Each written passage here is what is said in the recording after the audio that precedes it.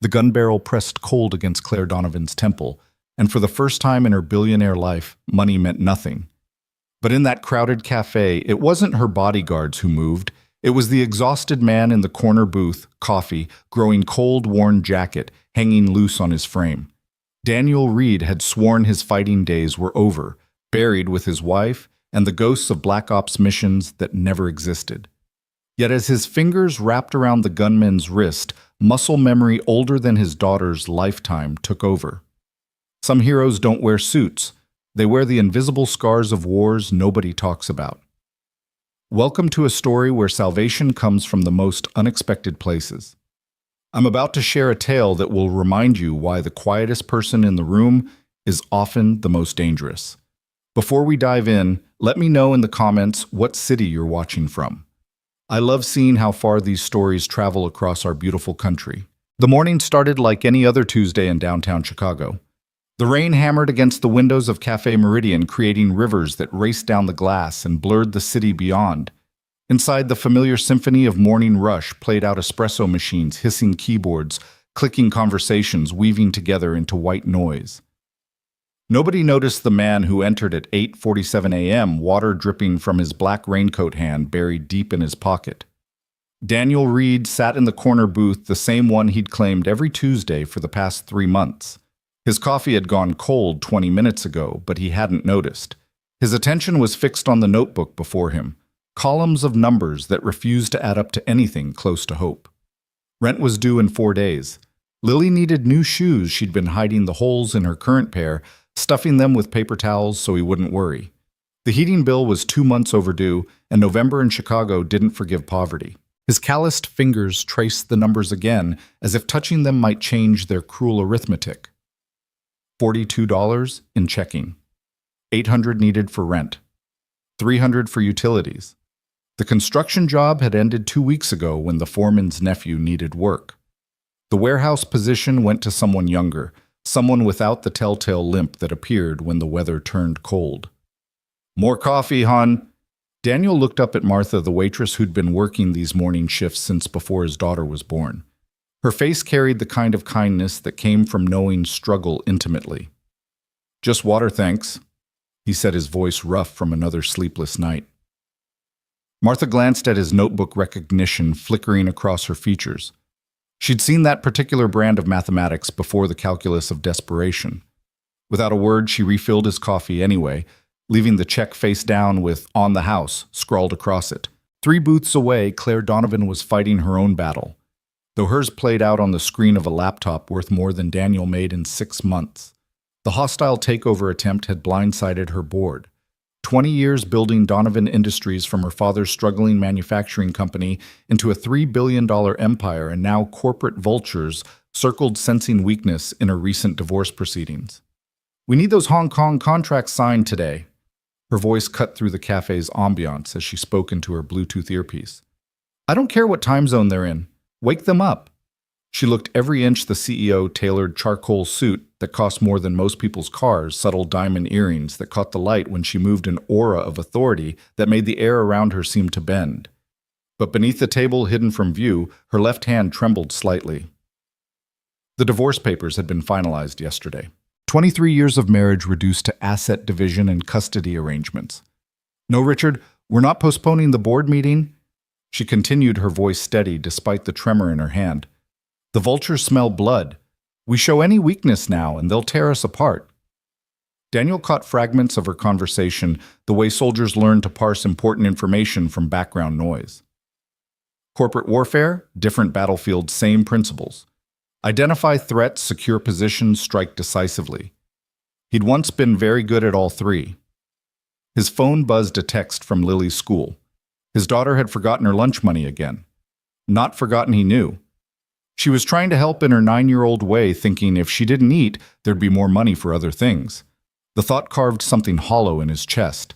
The man in the black raincoat had reached the counter now. Martha was asking him what he'd like her perpetual smile in place. He didn't answer. Instead, his hand emerged from his pocket, and with it came the dull gleam of a Glock 19. "Everyone on the ground now!" The words exploded through the cafe like shrapnel. A woman screamed. A laptop clattered to the floor. Someone's coffee mug shattered, spreading brown liquid across white tile like a Rorschach test of fear. Daniel's body reacted before his mind caught up. His hand was already moving Lily's photo into his jacket's inner pocket, protecting what mattered.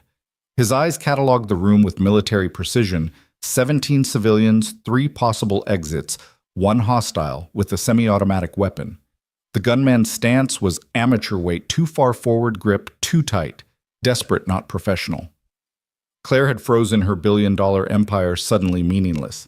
The gun swung toward her, drawn perhaps by her expensive appearance, the obvious target for robbery. "You," the gunman's voice cracked, revealing his youth beneath the ski mask. "The rich bitch, stand up. Empty your purse." Claire's hands shook as she reached for her designer bag. Her fingers fumbled with the clasp, fear making them clumsy. The gunman grew impatient, stepping closer, the gun barrel now inches from her face. "Faster. I'm trying." Claire's voice had lost all its corporate authority, reduced to something small and frightened. Daniel watched the gunman's trigger finger. It was twitching, adrenaline and inexperience, a dangerous combination. The kid was spiraling, probably high-definitely desperate. In about 3 seconds, someone was going to die by accident. The math was simple. Distance 12 feet, obstacles 2 overturned chairs, weapon status safety off, round chambered. Probability of successful intervention, maybe 40%. Probability of Lily growing up without a father, 60%.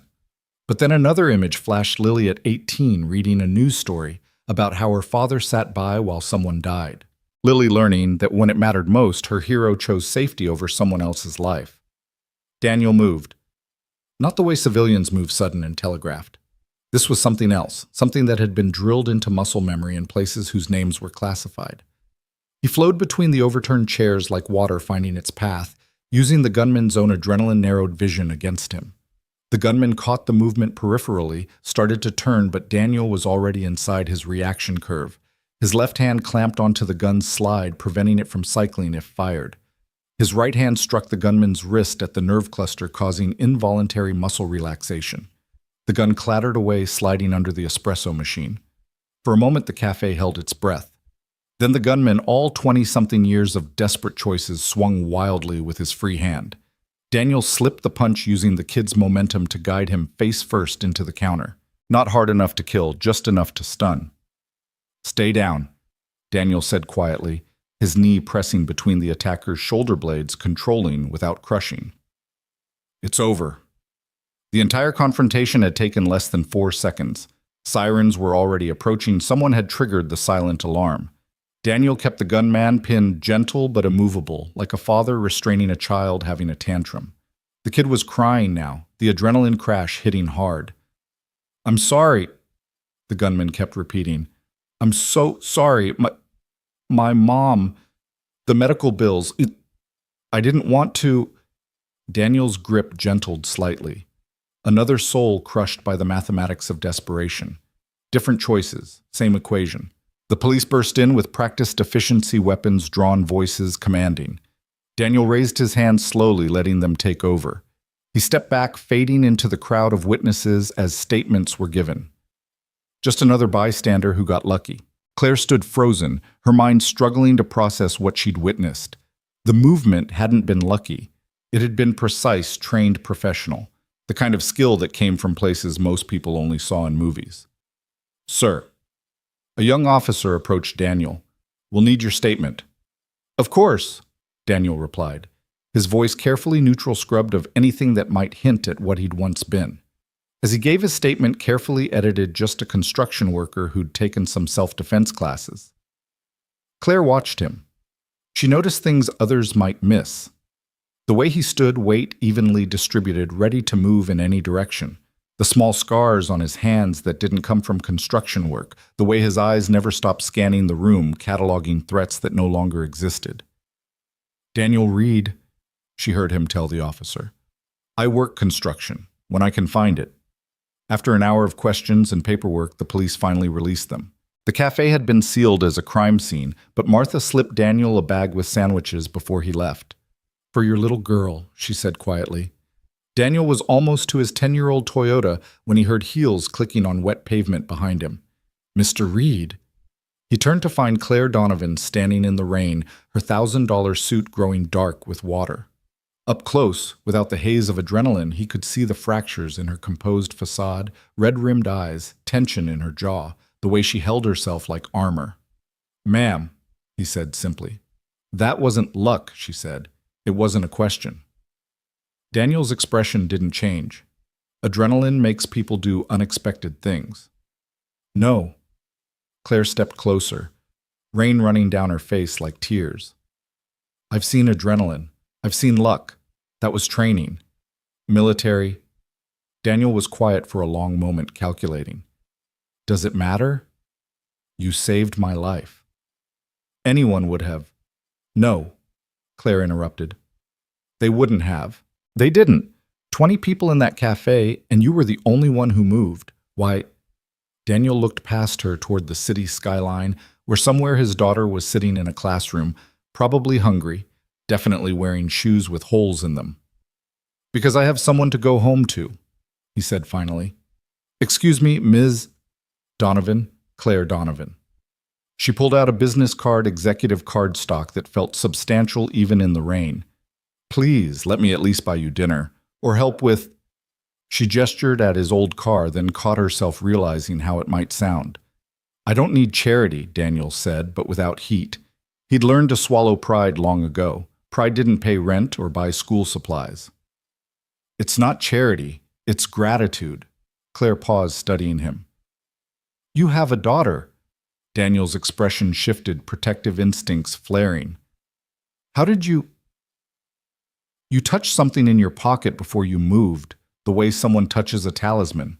Then I saw the edge of a photo when you gave your statement. Pink backpack, big smile." Despite himself, Daniel felt his mouth twitch toward a smile. "Lily. She's 9. I have a daughter too, 16. She lives with her father now." Something passed across Claire's face. Pain quickly shuddered. "Please, Mr. Reed, let me at least offer you a reward. The media will pick this up, and Donovan Industries has a standard Good Samaritan bonus." "No." The word came out harder than intended. "No media, no rewards, no attention." Claire frowned. "But you're a hero." "I'm a father," Daniel corrected. "That's all, just a father trying to get by." He turned toward his car, but Claire's next words stopped him. "The eagle on your jacket." Daniel went very still. "Special Forces, isn't it?" Claire continued. "My brother was Navy. He had friends who wore that insignia, friends who did things that never made the news." "You're mistaken." Daniel's voice had gone flat, emotionless. "I don't think I am." Claire took a step closer. "Mr. Reed, I'm not trying to expose you or cause problems, but I know what I saw in there. That wasn't just military training. That was something more specialized." Daniel turned back slowly. For a moment, Claire saw something in his eyes that made her step back. Not fear, but recognition. This was a man who'd seen and done things that left marks deeper than scars.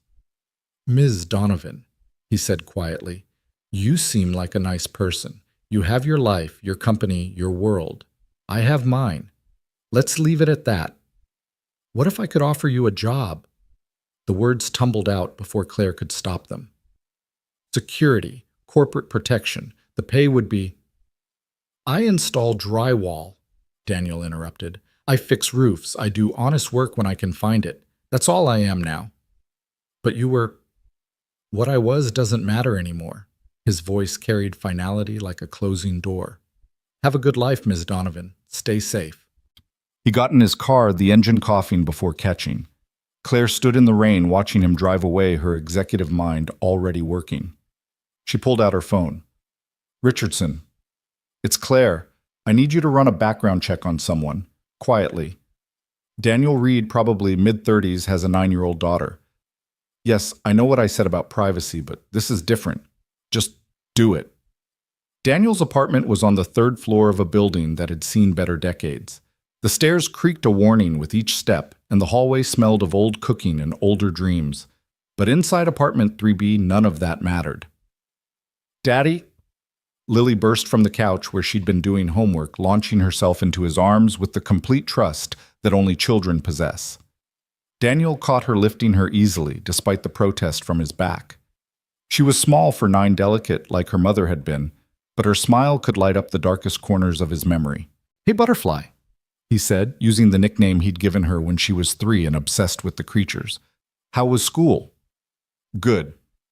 Mrs. Patterson says I'm the best reader in class." She pulled back to look at him, and her expression shifted. "You look tired." "Just a long morning," he set her down gently. "Did Mrs. Chen give you lunch?" Mrs. Chen was their neighbor, a 70-year-old widow who watched Lily after school in exchange for Daniel fixing things around her apartment. It was one of the few arrangements in his life that felt balanced. "Yes, but, Daddy," Lily's voice dropped. "I heard her on the phone. She said something about moving to Florida to be with her son." Another support beam removed from an already shaky structure. Daniel filed it away to worry about later. "We'll figure it out, Butterfly, we always do." Lily nodded, but he caught the worry in her eyes, too much understanding for 9 years old. Children in poverty grew up fast, learning to read the signs of strain in their parents' faces. "I got homework," she announced, returning to the couch where textbooks were spread across a coffee table held together with duct tape and determination. "Math today. I'm good at math." "Just like your mom," Daniel said softly. Sarah had been an accountant before the cancer. She'd tried to teach him about investments and savings back when they had enough money for such concepts to matter. Now, 3 years after her death, he could barely remember having a savings account, let alone what was in it. While Lily worked on fractions, Daniel sat at their small kitchen table and pulled out his phone. 3 messages from construction foremen, all variations of "nothing today, maybe tomorrow." 1 message from the VA hospital about an appointment he couldn't afford to keep, and something else. An unknown number had left a voicemail.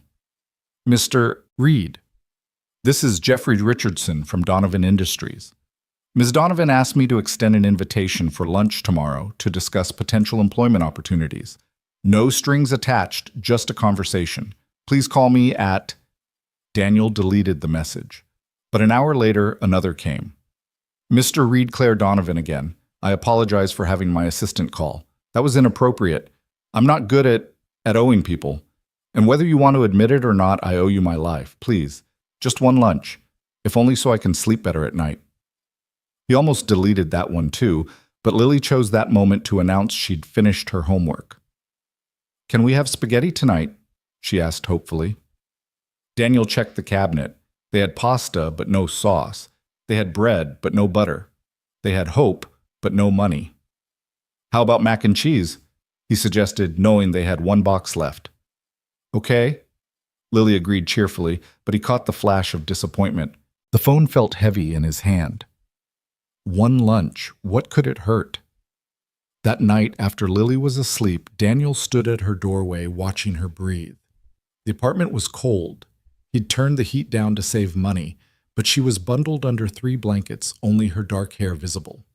On her nightstand sat a photo of Sarah taken 2 months before the diagnosis. She was laughing at something off camera, probably one of Daniel's terrible jokes. Next to it was a Father's Day card Lily had made at school construction paper and glitter declaring him world's best dad. He wasn't the world's best anything. He was just a man trying to outrun ghosts while standing still trying to be normal, while his hands remembered violence trying to raise a daughter when some days he could barely raise himself from bed. His phone buzzed. Another unknown number. "Mr. Reed, you don't know me, but I know you, or knew you. In Kandahar, in Mogadishu, in places that don't exist. I heard you were out.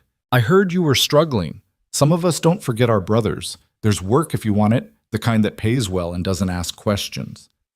Think about it. Your daughter deserves better than mac and cheese." Daniel's blood went cold. He deleted the message, then went to the window, scanning the street below. Nothing unusual, just the normal tableau of urban decay. But they'd found him. After 3 years of careful anonymity, they'd found him. He returned to Lily's doorway. She'd kicked off one of the blankets in her sleep, and he carefully tucked it back around her. "Your daughter deserves better."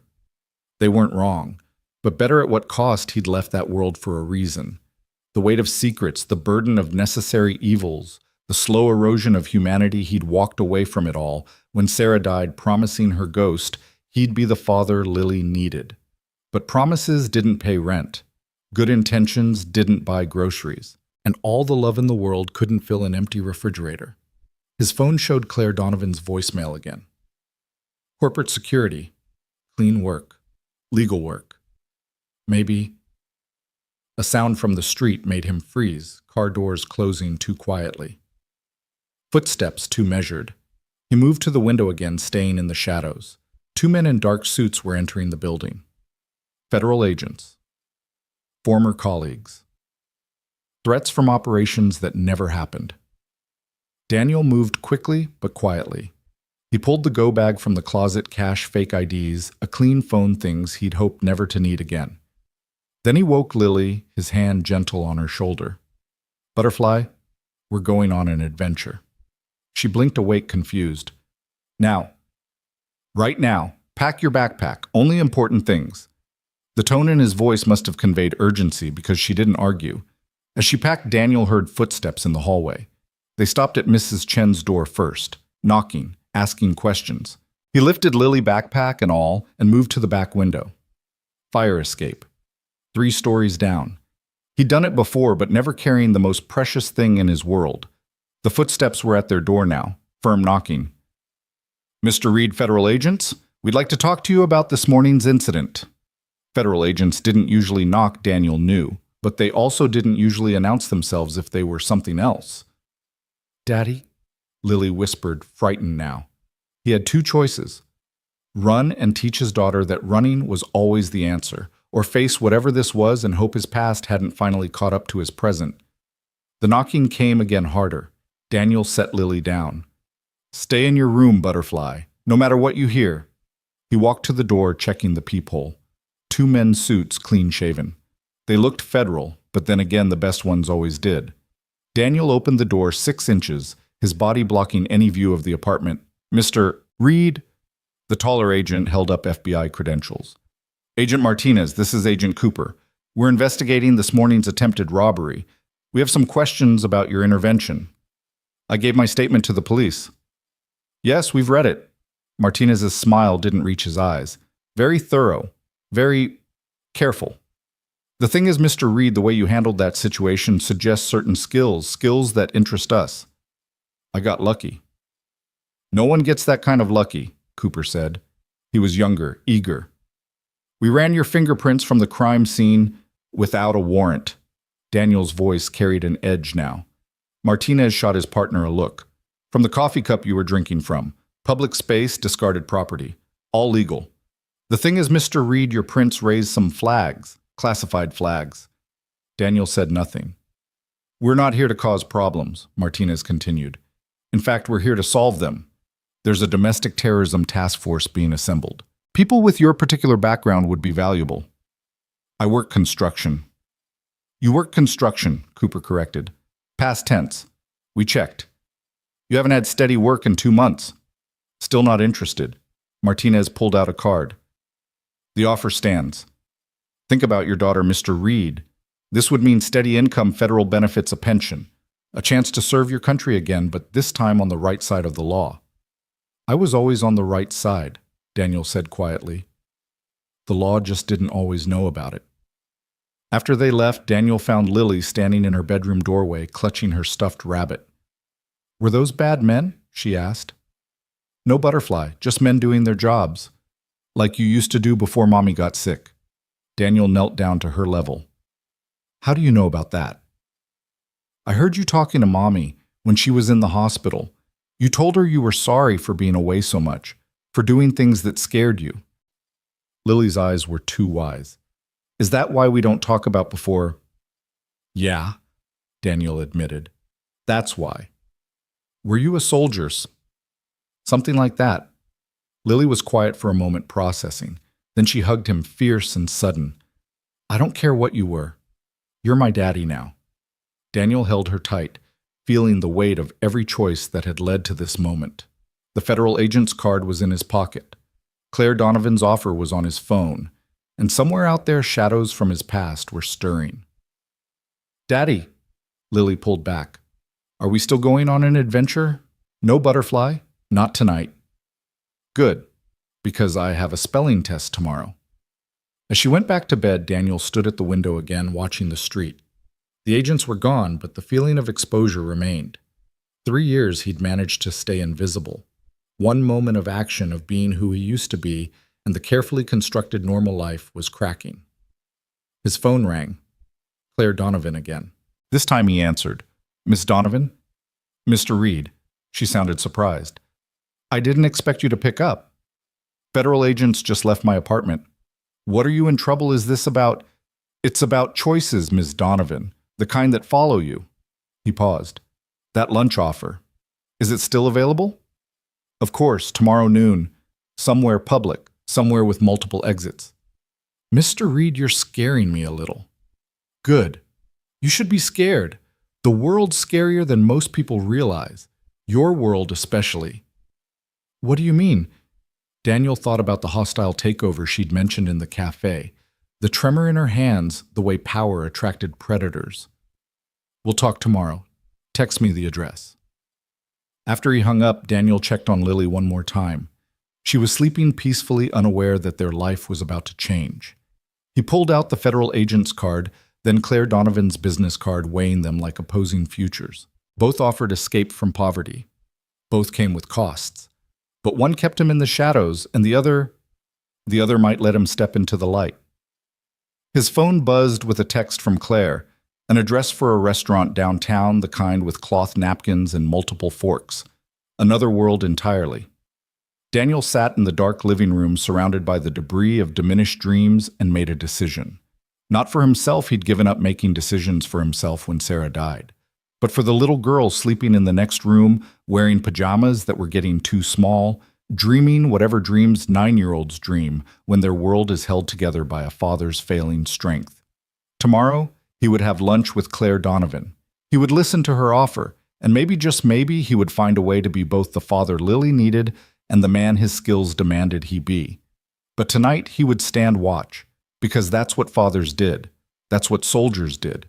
And despite 3 years of pretending otherwise, that's what he would always be, a guardian, standing between the innocent and the dark.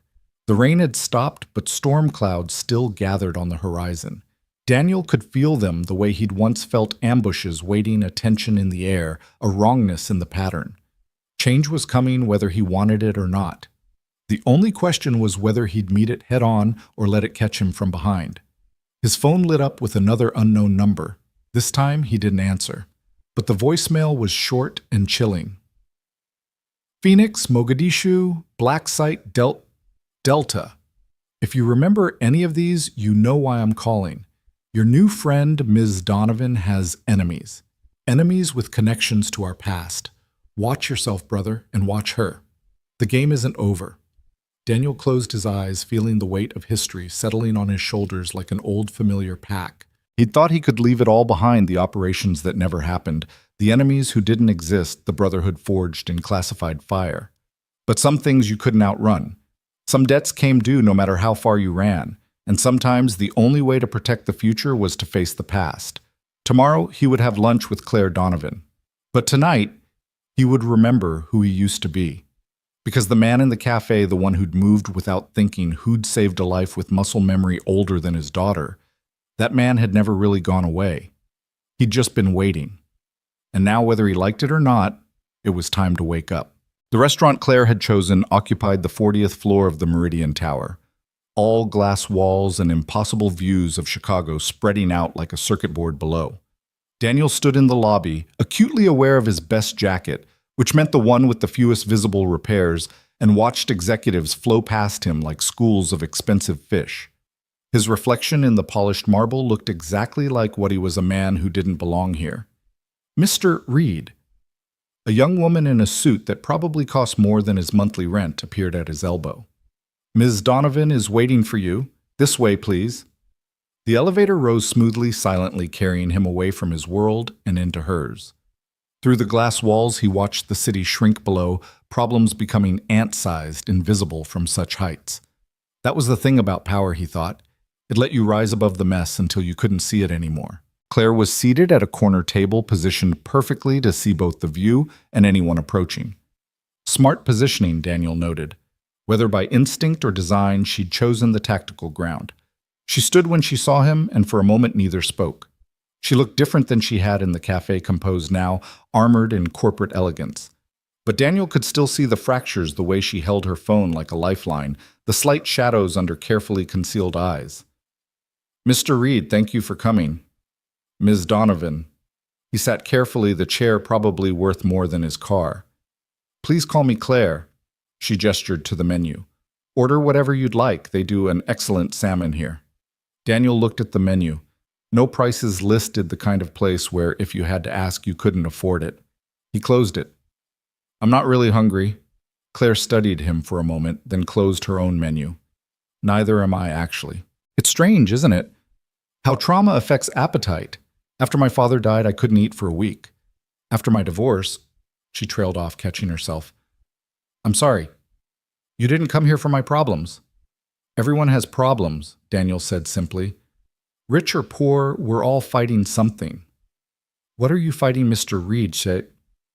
"Poverty," he answered honestly, "and the temptation to take shortcuts out of it."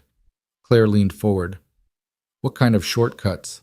"The kind that would take me away from my daughter. The kind that would turn me back into someone she wouldn't recognize." He met her eyes directly. "I got a job offer last night. 2, actually. Neither of them legal. But you're here instead." "I'm here because you're the only one offering something that might let me stay who I've been trying to become." A waiter appeared, silent as smoke. Claire ordered for both of them soup, bread, simple things. After he left, she pulled out a tablet.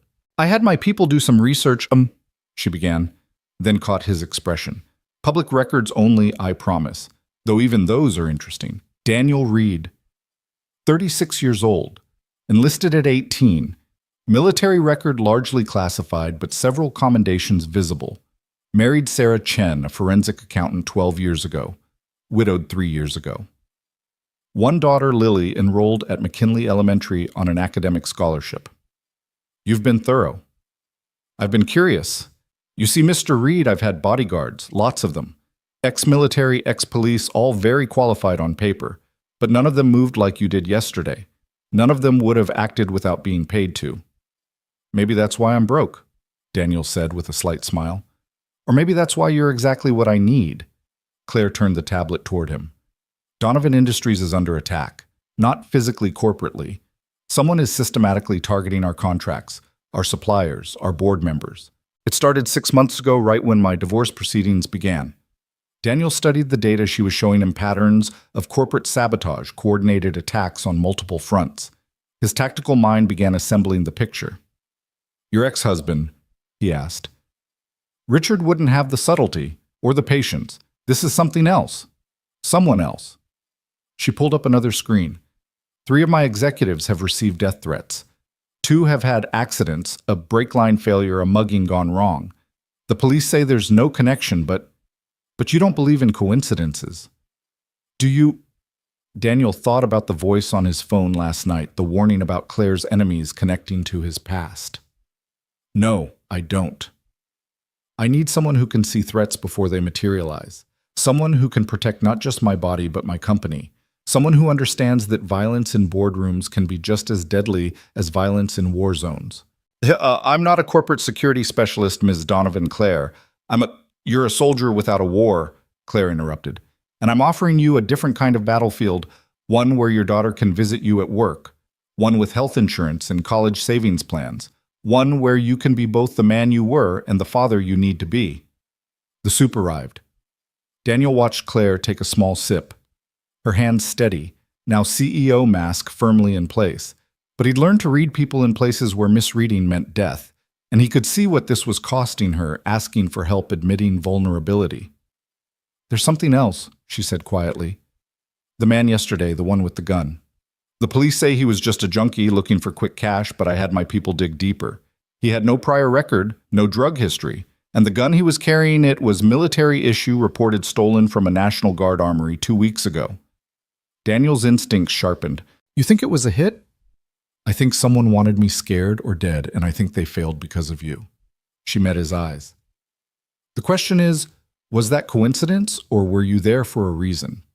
The question hung between them like a blade. Daniel could lie, maintain his cover as a desperate construction worker who got lucky, or he could step partially into the light. I was there because it's the only place I can afford coffee that doesn't taste like motor oil, he said finally. But you're right about one thing that wasn't a random robbery. The approach was wrong, the timing was wrong, and nobody robs a cafe at 8 in the morning unless they're after something specific. Or someone specific. Or that. Claire pushed the tablet across the table again. This time it showed a number that made Daniel's breath catch. That's the salary I'm offering, plus benefits, plus a signing bonus that would handle any immediate debts. There's also a company apartment available, nothing fancy, but it's in a building with good security and an excellent school district. Daniel stared at the number. It was more than he'd made in the last 3 years combined. Enough to give Lily everything she deserved. Enough to stop the constant calculating, the endless arithmetic of poverty. What's the catch? He asked. The catch is that someone is trying to destroy everything I've built, and I don't know who or why. The catch is that you'd be stepping into a fight that's already started. The catch is that your particular skills, the ones you're trying to leave behind, might be exactly what's needed. Daniel's phone buzzed. A text from Mrs. Chen. Sorry, Daniel. Moving to Florida next week. Can't watch Lily anymore. Another support beam removed. Another calculation that wouldn't balance. He looked out at the city below, then at Claire across from him, waiting for an answer. I need to make a call, he said. Claire nodded, and Daniel stepped away from the table, finding a quiet corner near the windows.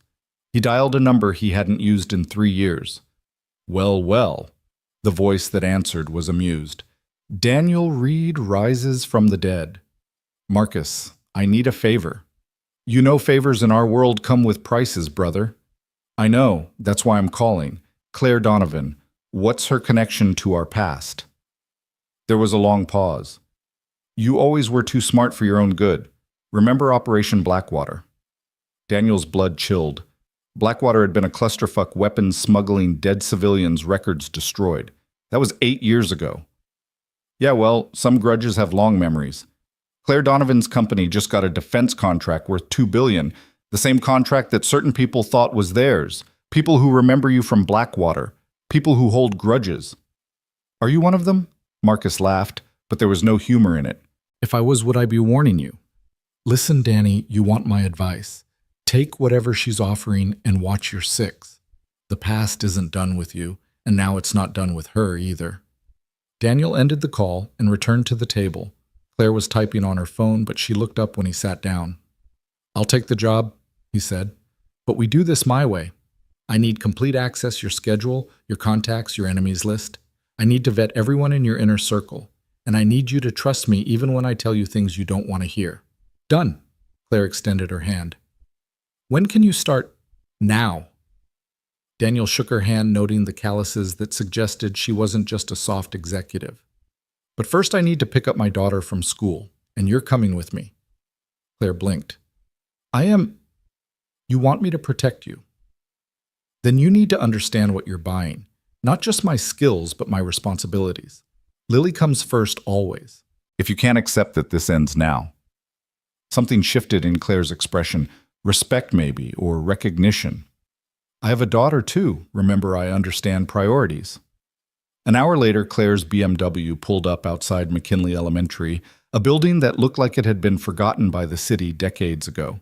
Paint peeled from walls, windows were reinforced with mesh, and the playground equipment was more rust than metal. This is where Lily goes to school. Claire couldn't hide her shock.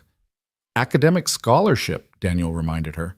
They have a good gifted program, even if everything else is falling apart. They waited by the entrance as children flooded out. Daniel spotted Lily immediately. She was smaller than the others, walking alone with a book clutched to her chest. When she saw him, her face lit up like sunrise. Daddy, you're early. She ran to him, then stopped short when she noticed Claire. Who's this? Lily, this is Ms. Donovan. She's my new boss. Lily's eyes widened. You got a job! The hope in her voice nearly broke Daniel's heart. Claire knelt down to Lily's level designer's suit, be damned. Your father is going to be working with me, she said gently. He's going to help keep my company safe. Like he keeps me safe?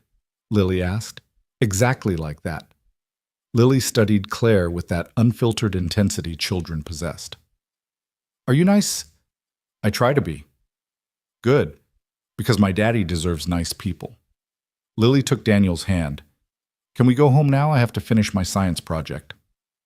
As they walked to the car, Claire watched Daniel transform. The hypervigilant soldier relaxed into something softer, listening as Lily chattered about her day carrying her backpack that was clearly too heavy for her small frame. This was what she was really hiring, not just the warrior, but the father who'd chosen his child over everything else. Ms. Donovan? Lily's voice interrupted her thoughts. Do you have a car? I do. Is it nice? It's very nice. Lily considered this. We have a car too. It makes funny noises, but Daddy says that's just it, talking to us. Claire caught Daniel's slight embarrassment and made a decision. Would you like a ride home? We could all go together. The apartment building looked even worse in the afternoon light. Claire's BMW looked absurdly out of place among the broken windows and graffiti-covered walls. But she followed them up the 3 flights of stairs without comment, though Daniel noticed her cataloging security vulnerabilities. No camera-broken locks, too many blind corners. Inside the apartment, Lily immediately went to the table to work on her project, a solar system made from styrofoam balls and paint. Claire stood in the doorway, taking in the sparse but clean space, the careful organization that spoke of making do with less. Can I help? She asked Lily. Do you know about planets? A little. I studied astronomy in college, actually. For the next hour, Daniel watched his new employer sit on his threadbare carpet, helping his daughter paint Jupiter's storms with the focused intensity she probably brought to billion-dollar deals. Lily warmed to her quickly, the way she always did with people who treated her like she mattered. Daddy says Jupiter protects Earth, Lily was explaining.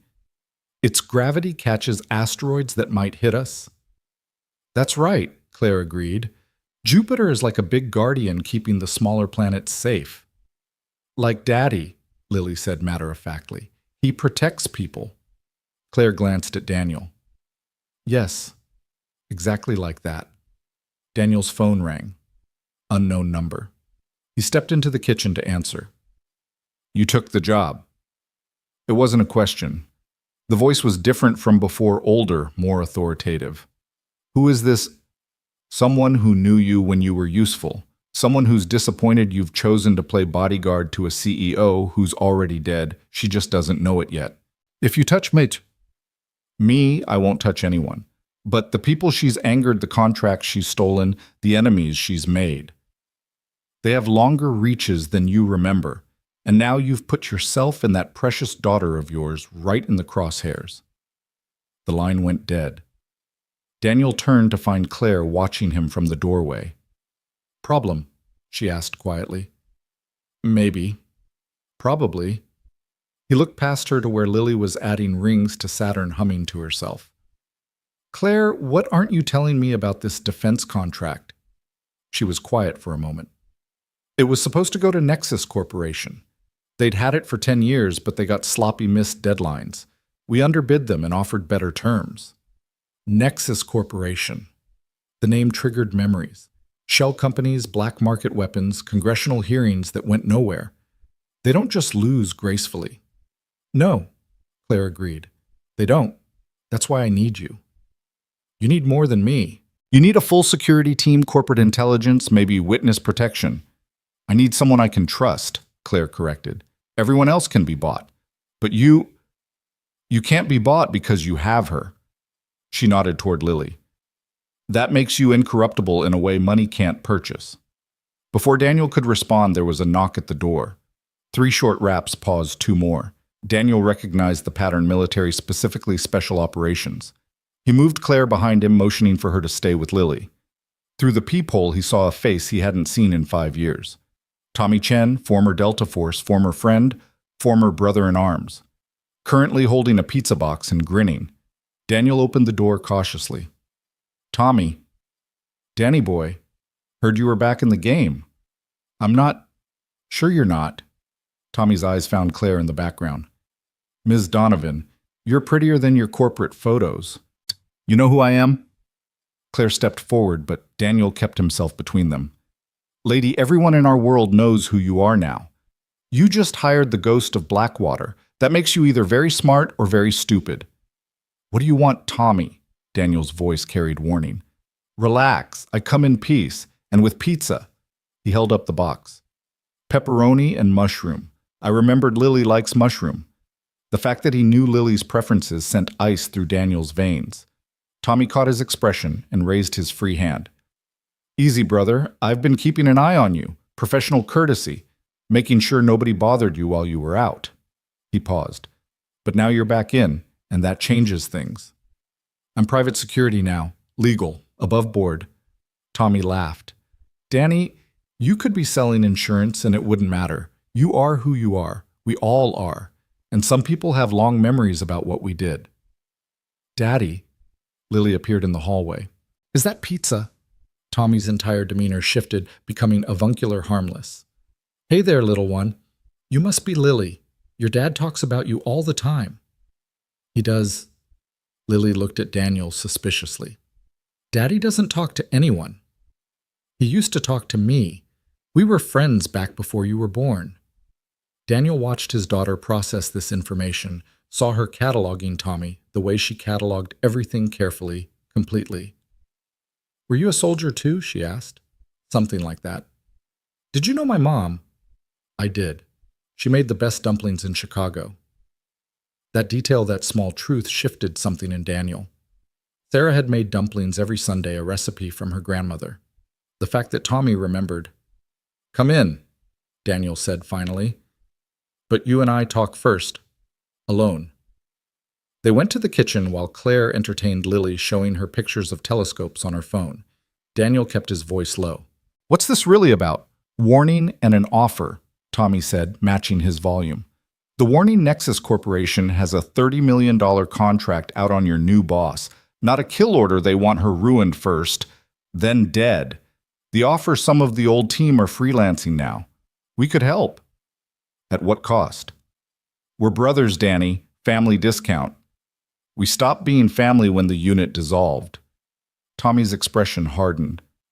We stopped being family when you walked away, when you decided your conscience was more important than your brother's. My wife was dying, and we would have been there for you, but you didn't let us. You just vanished. They stared at each other across years of silence and choices that couldn't be undone. Finally, Tommy pulled out a card. My number. When this goes bad, and it will go bad, call me. We protect our own Danny even when they don't want protection. After Tommy left, the apartment felt smaller, like the walls had crept closer. Claire was helping Lily with math homework now, patient with each wrong answer, celebrating each correct one. Daniel watched them and felt the weight of what he'd just learned. $30 million. For that kind of money, everyone was for sale. Everyone except him, because Claire was right. Lily made him incorruptible, but that didn't make him invulnerable. I should go, Claire said, finally standing. It's getting late. I'll walk you to your car, Daniel said. I want to come too, Lily announced. Homework first, butterfly. But Daddy? I'll come back, but Claire promised. If that's okay, I could help with your science project next week. Lily's face lit up. Really? Really? Daniel walked Claire down to her car, hyper-aware of every shadow, every passing figure. The BMW chirped as she unlocked it. Thank you, she said, for letting me see your life, your real life. There's something you need to know. Nexus Corporation has a bounty on you. $30 million. Claire's face paled, but her voice stayed steady. How do you know that? Old contacts, the kind I was hoping never to need again. He paused. You can still back out. Cancel the contract, let Nexus have it. Would you, if it was your company, your life's work? Daniel thought about it. No, but I don't have as much to lose. Everyone has something to lose, Mr. Reed. The question is whether we let fear of loss paralyze us or motivate us. She got in the car, then looked up at him through the window. I meant what I said about coming back.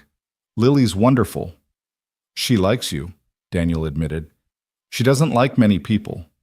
Smart girl. Most people aren't worth liking. Claire started the engine. Tomorrow, 9 a.m., Donovan Industries. Bring your game face, Mr. Reed.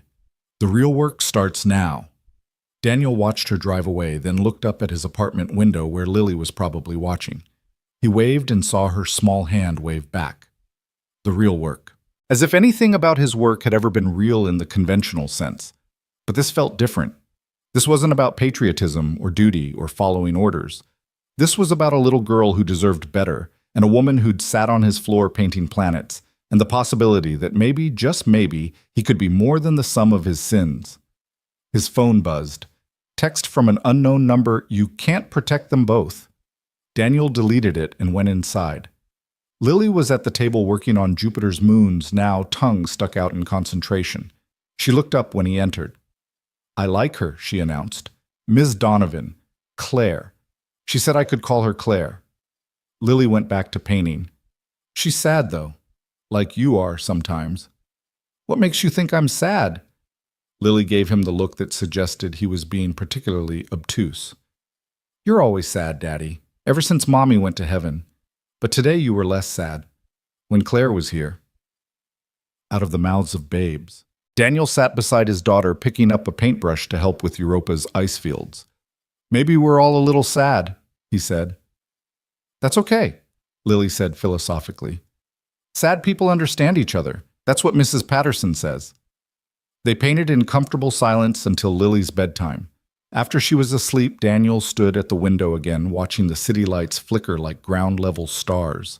Somewhere out there, $30 million worth of threat was circulating, looking for weakness, planning, approach vectors. But for the first time in 3 years, Daniel didn't feel alone in the fight. Claire Donovan might be his employer, but something in her recognition of his daughter, her willingness to sit on a dirty carpet and paint planets, suggested she might be something more. An ally. Maybe even a friend. His phone rang. Marcus again. "Danny, you need to know something. The cafe thing this morning. That was just the opening move. They're going to come at her sideways through her business, her reputation, her family. And if you're standing next to her, they come at me too. And anyone you care about." Daniel looked at Lily's door. "Then I guess I better make sure they don't get that chance. You can't fight Nexus alone. They have resources, connections, people in every agency." "I'm not alone." Claire Donovan. She's a civilian Danny. When the real violence starts, then I'll handle it. It's what I do. What you did. Past tense. You've been out for 3 years. You're rusty. You're isolated, and you've got a vulnerability that everyone can see. My daughter is not a vulnerability. She's a leverage point. And in our world, leverage is everything. After Marcus hung up, Daniel went through his nightly routine, checking locks, securing windows, placing early warning devices. But tonight he added something new. He pulled out the go bag and updated its contents, adding copies of Lily's medical record, school transcripts, everything she'd need if they had to run. Then he sat in the dark in the chair that faced the door and did what he'd done in 100 safe houses in a dozen countries. He kept watch. Because that's what guardians did. They stood between the innocent and the dark. And sometimes if they were very lucky or very good, they got to see the sunrise. Tonight, Daniel would settle for making it to morning. Tomorrow, he would walk into Claire Donovan's world and try to keep her alive. But right now, his job was simpler. Make sure his daughter woke up safe in her own bed, ready to face another day of 4th grade. The city hummed outside, unaware that war had been declared in its shadows. Corporate war, shadow war, the kind that happened in boardrooms and back alleys with equal lethality. Daniel Reed was back in the game whether he wanted to be or not. But this time he wasn't fighting for country or duty or orders from men who would deny his existence if things went wrong. This time he was fighting for the 2 people sleeping under his protection, one by blood, one by choice. And that he thought, as the night deepened around him, made all the difference. The Donovan Industries building rose 47 floors into Chicago's morning sky, all black glass and steel ambition. Daniel stood in the lobby at 8:45 a.m., wearing his only suit purchased 3 years ago for Sarah's funeral and not worn since. Security guards watched him with professional interest, noting the way he cataloged exits, cameras, defensive positions. Old habits announcing themselves like signatures. "Mr. Reed." A young man appeared, all nervous energy and tablet clutching. I'm James, Ms. Donovan's assistant. She's expecting you. The executive elevator climbed silently past floors of corporate machinery Daniel didn't understand and wasn't sure he wanted to. James was explaining something about security protocols, badge access, parking validation. Daniel heard none of it. His attention was fixed on the reflection in the elevator's polished doors. Two men in suits had entered the lobby 30 seconds after him and were now waiting by the main elevators. Does Miss Donovan have any meetings scheduled this morning? Daniel interrupted. Just the board review at 10. Why? No reason. Daniel memorized the men's faces in the distorted reflection. James, how many ways are there to reach the executive floor? 3 elevators, 2 stairwells. Why are you... Just curious about the layout. The elevator opened onto a floor that breathed money marble reception desk, original artwork, the kind of deep carpet that swallowed footsteps. Claire's office occupied the northeast corner, a glass-walled command center overlooking the city. She was on the phone when they entered, pacing behind her desk with controlled agitation. No, Richard, you can't have the lake house. The divorce is final. Stop calling my office. She ended the call and turned to Daniel, frustration shifting to something like relief. Mr. Reed, welcome to corporate America. We need to talk about your security, starting with the 2 men who followed me into the building. Claire's expression sharpened. Description. Mid-30s, professional suits but wrong shoes, tactical boots, not dress shoes. They're trying to blend, but they're military or ex-military. They split up at the elevators, probably taking different routes up. Claire moved to her desk, pressing an intercom. Security to the executive floor, possible unauthorized access. Also, Daniel continued, your ex-husband. How bitter is the divorce? On a scale of 1 to 10, 15. Claire pulled up something on her computer. Richard got the house in Winnetka half the joint assets, but he wanted more. He wanted the company shares my father left me. Would he work with Nexus? Richard would work with the devil himself if it meant hurting me. She paused. You think he's involved? I think $30 million makes strange bedfellows. Daniel moved to the window, checking angles. This office is too exposed. Anyone with a rifle and a building within 800 meters has a clear shot. Comforting thought. I'm not here to comfort you. I'm here to keep you alive. Before Claire could respond, the door burst open. Not security, the 2 men from the lobby moving with practiced coordination. Daniel was already in motion, pushing Claire behind the desk as the first man reached for something inside his jacket. The math was instant. 2 hostiles, 1 client to protect limited cover. Daniel grabbed the desk lamp, heavy brass, expensive, perfect, and launched it at the first man's head. It connected with a satisfying crack, sending him stumbling. The second man was faster, smarter. He had his weapon out, not a gun, a taser. Less lethal, meant to incapacitate, which meant they wanted Claire alive. Daniel rolled across the desk using momentum to close distance. The taser fired electrodes cutting through air where he'd been a second before. Before the man could reload, Daniel was on him, applying a chokehold that would drop him in 8 seconds. But the first man was recovering blood streaming from his scalp, reaching for his own weapon. Claire, to her credit, didn't freeze. She grabbed the award from her desk, some crystal monstrosity for business excellence, and brought it down on his reaching hand. Bones cracked. Security finally arrived, flooding the office with uniforms and questions. The 2 attackers were zip-tied, searched, processed. They carried no identification, refused to speak. Professional contractors.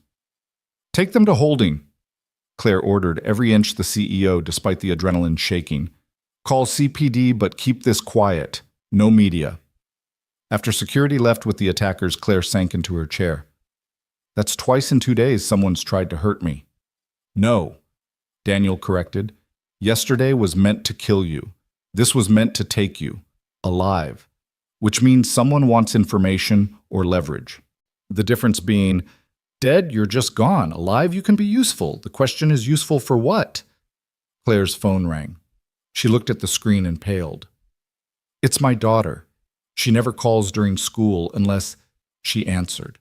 Sophia. What's wrong? Daniel could hear the crying through the phone, teenage hysteria, barely contained. Mom, there were men at school. They said they were from your company, but they were asking questions about you, about our family. I'm scared. Where are you now? Claire's voice stayed steady, but her knuckles were white. Dad's house. He's not here. I'm alone. I'm sending someone to get you right now. Lock the doors, don't answer for anyone except... She looked at Daniel. He was already moving. Dress. She scribbled it down. Winnetka, North Shore, 30 minutes in good traffic. Daniel. I'll get her, but you need to go somewhere secure. Not here, not home. Somewhere unexpected. Where? Daniel thought about it. My apartment. Are you serious? It's the last place anyone would look for you. James can drive you. Don't use your car, don't use company vehicles. Take a cab, pay cash. He headed for the door, then turned back. Claire, does your daughter know how to defend herself? She's 16. She does field hockey. That's not what I asked. Then no, she doesn't. Daniel nodded and left. The elevator ride down felt eternal. Every second meant Sophia was a lone, vulnerable bait for whoever was orchestrating this. He reached his car, the ancient Toyota that nobody would track, and pushed it hard toward the North Shore. The house in Winnetka was everything Daniel expected, massive, pristine, a monument to wealth that didn't guarantee happiness. He parked 3 houses down, approaching on foot, cataloging. No suspicious vehicles, but fresh tire tracks in the driveway that didn't match the BMW parked there. The front door was ajar. Daniel drew the knife he always carried. Nothing dramatic, just functional steel that had saved his life more than once. He entered silently, hearing voices from upstairs. A man's voice, calm, reasonable. Your mother just needs to return what she took Sophia. Then everyone can go back to normal. I don't know what you're talking about. The girl's voice, terrified but trying to be brave. The defense contracts, the files she stole from Nexus. We know she has them.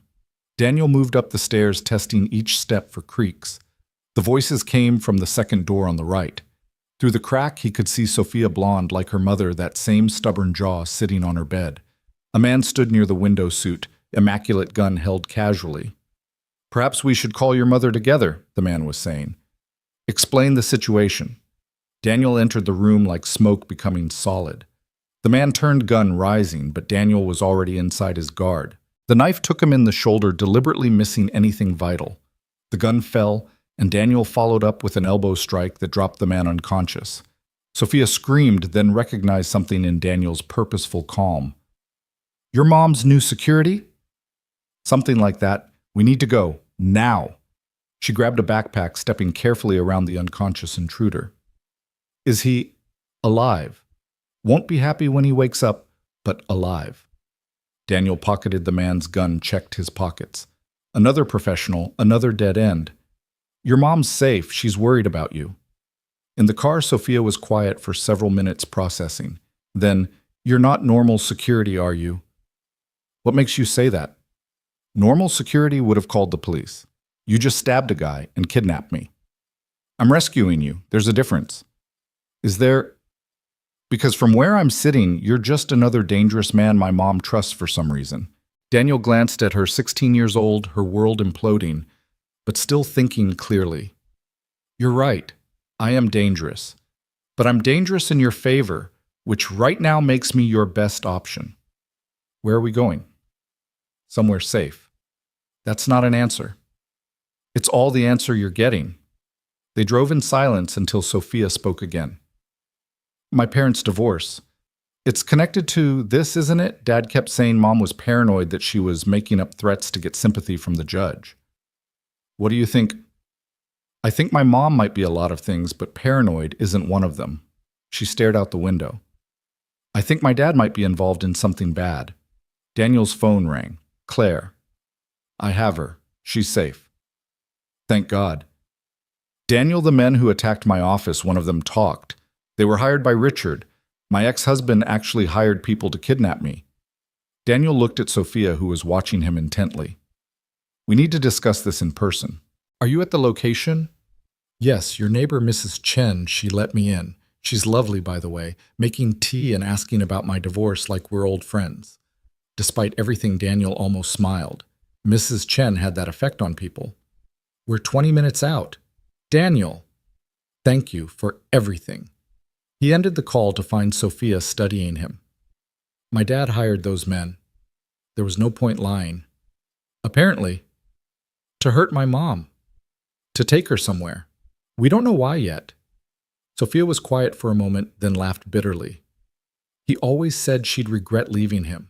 I just thought he meant emotionally, not this. I'm sorry.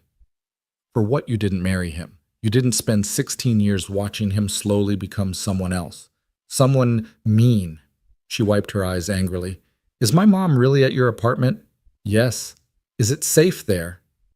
Daniel thought about the building, the broken locks, the shadows where threats could hide. Safer than anywhere else right now. Oh, that's not really an answer either. You're right, it's not. When they reached the apartment building, Daniel made Sophia wait in the car while he cleared the stairwell. Paranoid maybe, but paranoia had kept him alive through 3 tours and countless operations that didn't officially exist. The apartment door was open. Mrs. Chen's voice drifting out along with the smell of jasmine tea. Inside, Claire sat on the couch, the same spot where she'd painted planets with Lily the night before, looking oddly at home in the shabby surroundings. Sophia. She flew to her daughter, holding her tight. Are you okay? Did anyone hurt you? I'm fine, Mom. Your scary friend stabbed someone, but I'm fine. Claire pulled back, looking at Daniel. You stabbed someone. Just a little. A little? Shoulder wound, he'll live. Mrs. Chen appeared from the kitchen with more tea, seemingly unfazed by the conversation. In my day, we knew how to handle bad men. My husband, God rest him, he kept a baseball bat by the door. Very effective. Mrs. Chen, Daniel said gently.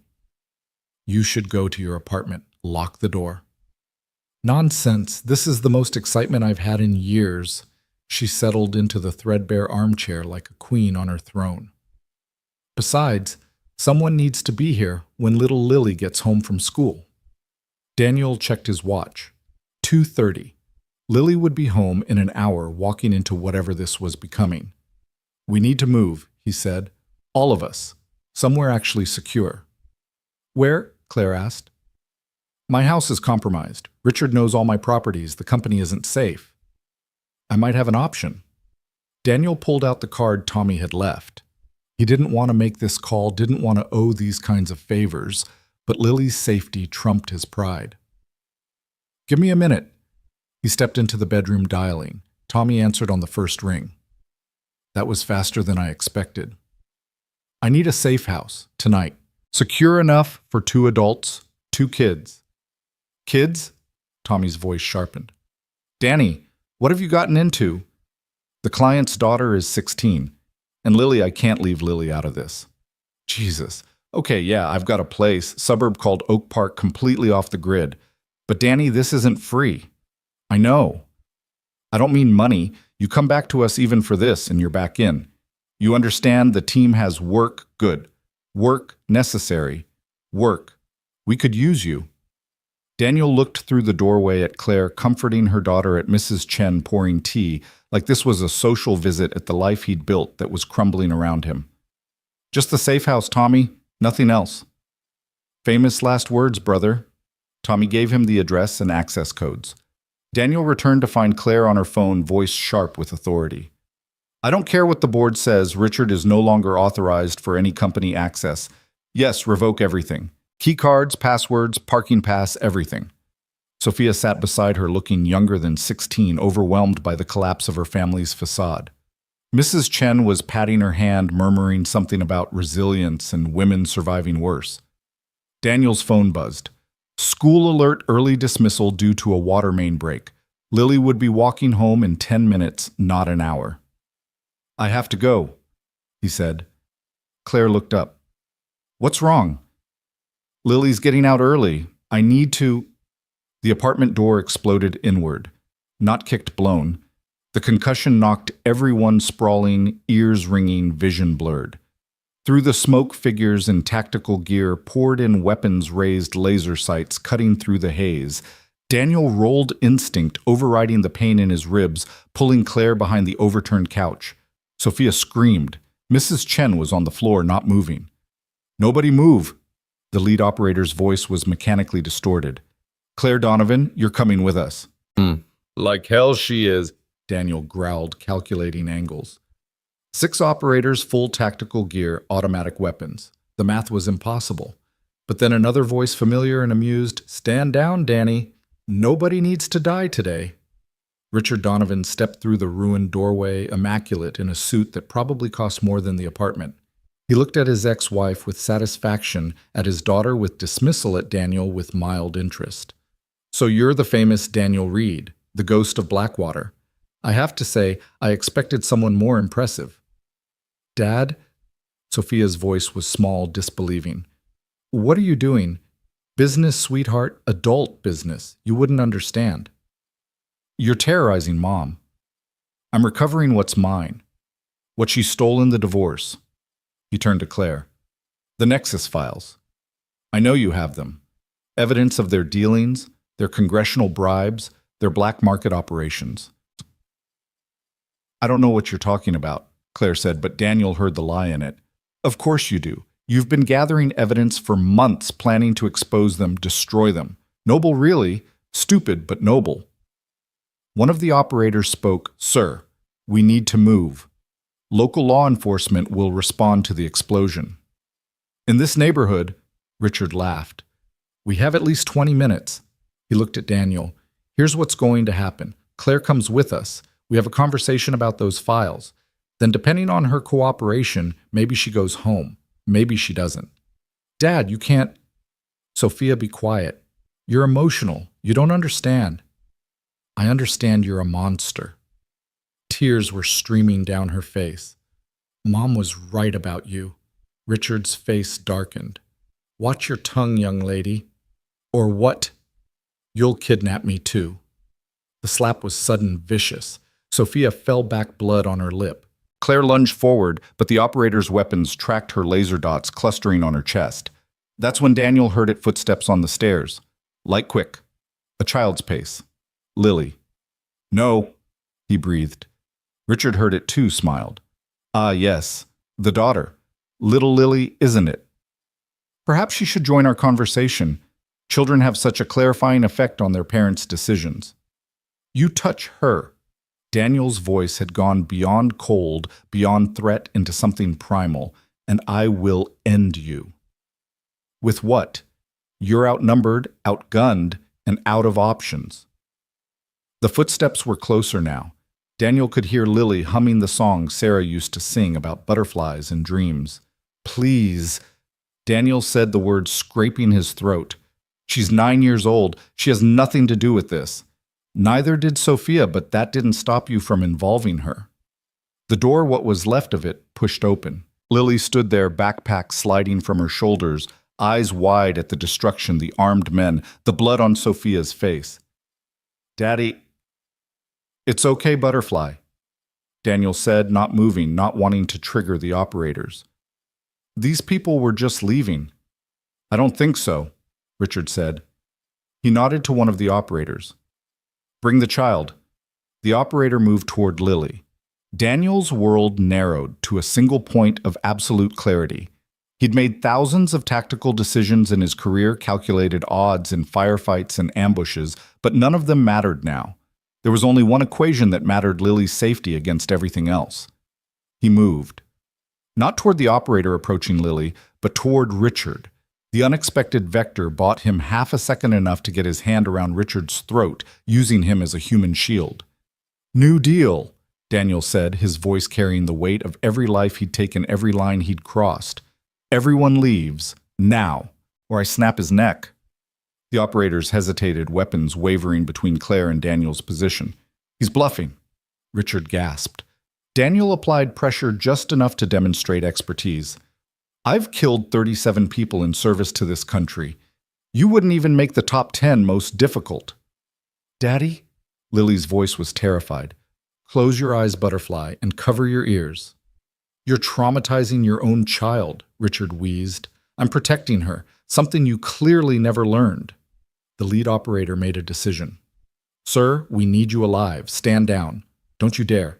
With respect, sir, you're not the one paying us. Nexus is, and they need you breathing." The operator lowered his weapon slightly. "Mr. Reed, we're going to withdraw. You'll release Mr. Donovan once we're clear." "Lily comes to me first." The operator nodded. Come here, little one. Go to your father. Lily ran to Daniel, and he shifted to keep Richard between them and the operators while pulling his daughter behind him. Claire, Daniel said, take Sophia and Mrs. Chen. Get to the car. Mrs. Chen isn't moving, Claire said quietly. Daniel risked a glance. The elderly woman was still on the floor, but he could see her chest rising and falling, unconscious, not dead. Carry her. Sophia, help your mother. They moved awkwardly, Claire and Sophia supporting Mrs. Chen between them. The operators let them pass, maintaining their weapons discipline but not interfering. This isn't over, Richard said. Yes, Daniel said quietly. It is, because if you come near any of them again, Claire, Sophia, Lily, anyone, I won't hesitate. I won't negotiate. I'll just remove you from the equation. You're threatening me in front of witnesses. I'm promising you. And my promises, unlike yours, apparently mean something. He waited until Claire and the others were clear, heard the Toyota's engine start. Claire must have grabbed his keys, then he released Richard, shoving him toward his operators. Get out! Richard straightened his tie, trying to recover dignity. You've made a powerful enemy today. I've made a lot of those. You're not even top 10. After they left, Daniel grabbed the go bag, Lily's school backpack, and the photo of Sarah from the nightstand. Everything else was just things replaceable. Lily clung to his hand as they went down the stairs. Daddy, why were those men here? Bad people sometimes do bad things, Butterfly. But we're safe now. Are we going home? Daniel looked back at the apartment building, at the home they'd made and its shabby walls. No, Butterfly. We're going somewhere new. Is Claire coming? Yeah, she is. Good, Lily said firmly. I like her, even if she brings scary people with her. Outside, Claire had managed to get Mrs. Chen into the back seat, the elderly woman starting to stir. Sophia sat with her, holding a tissue to her split lip. I can drive, Daniel said, but Claire shook her head. You navigate. I need to do something with my hands or I'm going to fall apart. He gave her the address Tommy had provided. As they drove, Mrs. Chen woke fully confused but remarkably calm for someone who'd just been knocked unconscious by a breaching charge. Did I miss something exciting? She asked. Just a little trouble, Daniel said. In my day, trouble knocked first. She patted Lily's hand. Are you all right, dear one? Daddy protected us, Lily said simply. Of course he did. That's what good fathers do. They drove through Chicago's afternoon traffic, 4 adults and 2 children who'd been strangers 48 hours ago, now bound together by violence and necessity. Daniel watched the mirrors tracking for surveillance, but the immediate threat had passed. The files Richard mentioned, he said quietly to Claire. You have them. Yes. How bad us? Bad enough to bring down Nexus several congressmen and probably a few generals. And you were going to, what, just expose them? I was going to try. She glanced at him. It's the right thing to do. The right thing gets people killed. So does the wrong thing. At least with the right thing, the deaths mean something. Daniel thought about Blackwater, about operations that had gone wrong, about collateral damage that kept him awake at night. Sometimes they don't mean anything either way. Then why protect us? Why risk Lily? He looked back at his daughter, who was showing Sophia something on her phone. The 2 girls finding comfort in small distractions. Because she needs to grow up in a world where people stand up to bullies, even when the math is impossible. The math. 6 operators, full tactical gear, automatic weapons. The probability of successful resistance was maybe 5%. But you did it anyway. I did it because Lily was watching, because what she learns about courage and protecting people matters more than probability. Claire was quiet for a moment. You're not what I expected, Daniel Reed. What did you expect? Yeah. Someone harder, colder, more like Richard. I used to be. Then I became a father. The safe house was a modest 2-story in Oak Park, unremarkable, except for the subtle security measures, reinforced doors, bulletproof glass cameras hidden in architectural details. Tommy was waiting on the porch rifle, casually cradled. Danny boy, and guests. His eyes tracked over the group, lingering on the children. Inside quick. The interior was sparse but functional, military neat, stocked with supplies, weapons locked in a cabinet that Daniel recognized as explosive resistant. "How long do you need it?" Tommy asked. "Few days. Until I figure out next moves." "Next moves," Claire interrupted. "We can't hide forever. I have a company to run. Sophia has school." "You have $30 million on your head and an ex-husband with Nexus connections," Daniel reminded her. "Normal is off the table." "Then what do you suggest?" Daniel looked at Tommy, decision crystallizing. "We go on offense." Tommy smiled. "Now you're talking my language." "I'm not talking about violence," Daniel clarified. "Claire has files that could destroy Nexus. We use them." "That's not offense, that's suicide," Tommy said. "You expose Nexus, they don't just come after you, they erase you, your families, your histories, everything. Unless we do it right. Unless we make it so public, so undeniable that killing us becomes pointless." Claire was already pulling out her laptop. "I have contacts at the Tribune, the Sun-Times, even the Washington Post. If we coordinate releases." "It's not enough," Daniel said. "Media can be suppressed, stories can be buried. We need something bigger." "Like what?" Daniel turned to Tommy. "You said the team was working. What kind of work?" "The kind that pays well and doesn't generate paperwork." "For who?" Tommy hesitated. "Various interests, some corporate, some governmental, some undefined. Any of them have problems with Nexus." "Danny, what are you thinking?" "I'm thinking that in our world, the enemy of my enemy is useful, and Nexus has made a lot of enemies." Tommy considered this. "There might be some people who'd be interested in seeing Nexus fall. People with resources, connections." "Make the calls." "This is going to cost you, Danny, not money involvement. You come back to the team for this." Daniel looked at Lily, who was curled up on the couch next to Sophia, both girls exhausted from adrenaline crash. Then at Claire, who was watching him with something that might have been hope. "Temporary basis only," he said finally. "This operation only." "That's what they all say." Tommy pulled out his phone.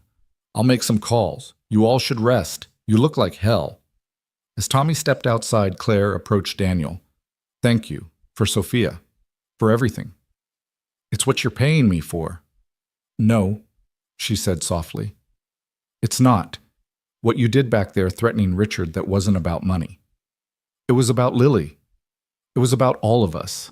You made us your responsibility." She touched his arm lightly. "I know what that costs someone like you, the weight of it." Before Daniel could respond, Lily appeared at his side, wrapping her arms around his waist. "Are we safe now, Daddy?"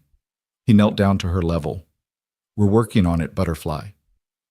"Is this because of your old job, the one that made you sad?" Daniel glanced at Claire, then back to his daughter. "Sometimes old jobs follow us even when we try to leave them behind." "But you'll fix it." "I'll try." Lily studied him with those serious eyes that saw too much. "You'll do more than try. You'll fix it because that's what you do. You fix things and protect people." She went back to the couch, settling next to Sophia again. The teenager put an arm around her, protective instinct crossing the age gap. "Your daughter's remarkable," Claire said. "She's had to be." "Daniel, when this is over. Let's focus on getting through it first." But Claire pressed on. "When this is over, I want you to stay. Not just as security, as something more." "Claire, I know it's complicated. I know we barely know each other, but in the last 2 days you've shown me more loyalty and protection than Richard did in 20 years of marriage. You're scared. Adrenaline makes people feel things clearly," Claire finished.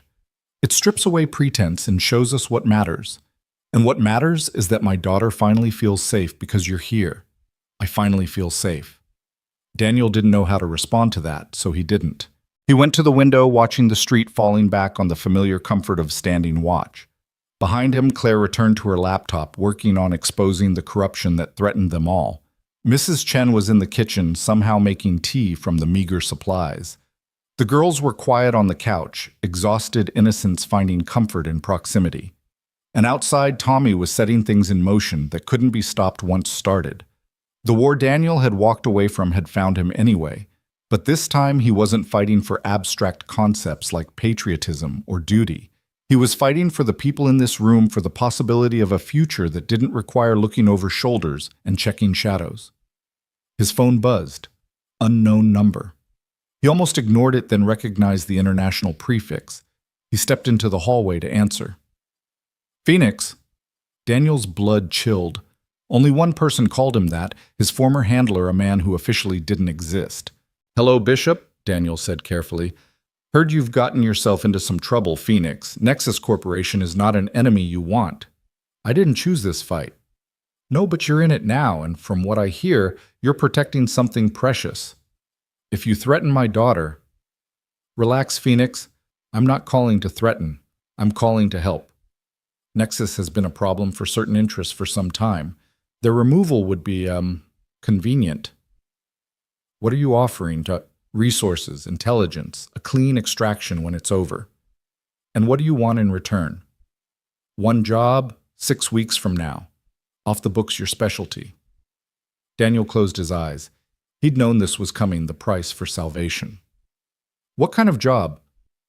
The kind that saves lives by ending one. The kind you're uniquely qualified for. I don't do that anymore. You don't do it yet. But you will to keep that little girl safe, to keep all of them safe. The mathematics of desperation again. Everything had a price, and the price for Lily's safety was becoming someone she wouldn't recognize. I need to think about it. Think fast, Phoenix. Nexus is mobilizing. Your window is closing. The line went dead. Daniel stood in the hallway, feeling the weight of converging forces. Tommy and his team. Bishop and his shadowy interests. Nexus and their $30 million motivation. All of it crushing down on a modest house in Oak Park, where 2 children were trying to find safety in a world that had suddenly turned predatory. He returned to the main room to find Tommy back inside, expression grim but satisfied. It's done. Meeting tomorrow, neutral ground. Players who want Nexus gone. But Danny, these aren't good people we're getting into bed with. Are we good people? Daniel asked. Tommy considered this. We try to be, sometimes. When we can afford it, then that's enough. As night fell over the safe house, Daniel stood watch while the others tried to rest. Lily had fallen asleep on the couch, her head in Sophia's lap. The teenager was still awake, staring at nothing, processing the betrayal of a father she'd thought she knew. Claire worked steadily on her laptop, assembling the evidence that would either save them or destroy them. Mrs. Chen had claimed a bedroom, announcing that at her age, she'd sleep through whatever came next. And Daniel stood at the window watching darkness gather, feeling the past and present colliding in ways that would reshape all their futures. Tomorrow, they would meet with devils to fight demons. Tomorrow, the war would truly begin. But tonight, he would stand watch over this makeshift family that circumstances had created. He would be the wall between them and the dark, between innocence and violence, between the life they deserved and the one that hunted them. The ghost of Blackwater was awake now, fully resurrected. But this time he fought for something worth the cost. This time he fought for home. The warehouse on Chicago's South Side had been abandoned for a decade, its broken windows like dead eyes watching the dawn. Daniel arrived first, an hour before the scheduled meeting, moving through the shadows to check sightlines, escape routes, potential ambush points. Old habits that had kept him alive in places where trust was currency and betrayal was inflation. Tommy arrived 30 minutes later, not bothering with stealth. You always were paranoid, Danny. Paranoid people live longer. They also live alone. Tommy checked his rifle casual as someone reviewing a grocery list. The players will start arriving soon. You sure about this? No, but I'm out of better options. There are always options. You could run. Take Lily, disappear. You did it once before. Daniel thought about the safe house where Claire was working through her 3rd pot of coffee, where Sophia was teaching Lily card games, where Mrs. Chen was somehow making breakfast from tactical rations. I have more to protect now. That's what makes you vulnerable. That's what makes me dangerous. The first vehicle arrived at exactly 9 a.m., a black SUV with government plates that shouldn't exist. The man who stepped out was familiar in the way nightmares were familiar. Colonel Marcus Webb, retired officially, very much active unofficially. Reed? Webb said, his voice like gravel over broken glass. Heard you went soft. Became a carpenter or something. Construction, Daniel corrected. Same thing. Building instead of destroying. Webb lit a cigarette, the flame briefly illuminating scars that mapped a career in violence. Bishop says you need help with Nexus. Bishop says a lot of things. He also delivers, which is why I'm here. Webb exhaled smoke. Nexus cost me 3 men in Syria. Good men. I owe them pain. More vehicles arrived, a Mercedes carrying a woman in a suit that screamed corporate assassin, a modified pickup with 2 men who moved like special forces. A sit-in so anonymous, it had to be CIA. They gathered in the warehouse's main floor, a council of shadows and necessary evils. Daniel counted 8 people total, each representing interests that would deny this meeting ever happened. Tommy stood beside him, rifle now prominently displayed. Ladies and gentlemen, welcome to the Fuck Nexus Corporation Club. Membership is free, but the price is commitment. The woman in the suit spoke first. I represent certain Silicon Valley interests. Nexus undercut us on a defense AI contract using stolen technology. We want them exposed and dismantled. I want them dead, Webb said flatly. Every board member, every executive who signed off on Syria. That's not what we're here for, Daniel interjected. We're here to coordinate exposure, media, law enforcement, congressional testimony, legal channels. Webb laughed. Legal? That's adorable. You really have gone soft. I've gone smart. Killing them makes martyrs and mysteries. Exposing them makes them examples. The anonymous sedan's driver finally spoke, a woman with eyes that had seen too much. CIA has no official position on Nexus Corporation. But unofficially, Tommy prompted, unofficially certain intelligence elements would benefit from Nexus's contracts being redistributed, provided it's done cleanly. Daniel pulled out Claire's tablet displaying the files she'd assembled. Financial records showing congressional bribes, shipping manifests for weapons sold to embargoed nations, emails planning the elimination of competitors through violence. The corporate woman leaned forward. This is comprehensive. How did Donovan get all this? Her ex-husband was Nexus's inside man for the hostile takeover. He had access. She had skills. Skills?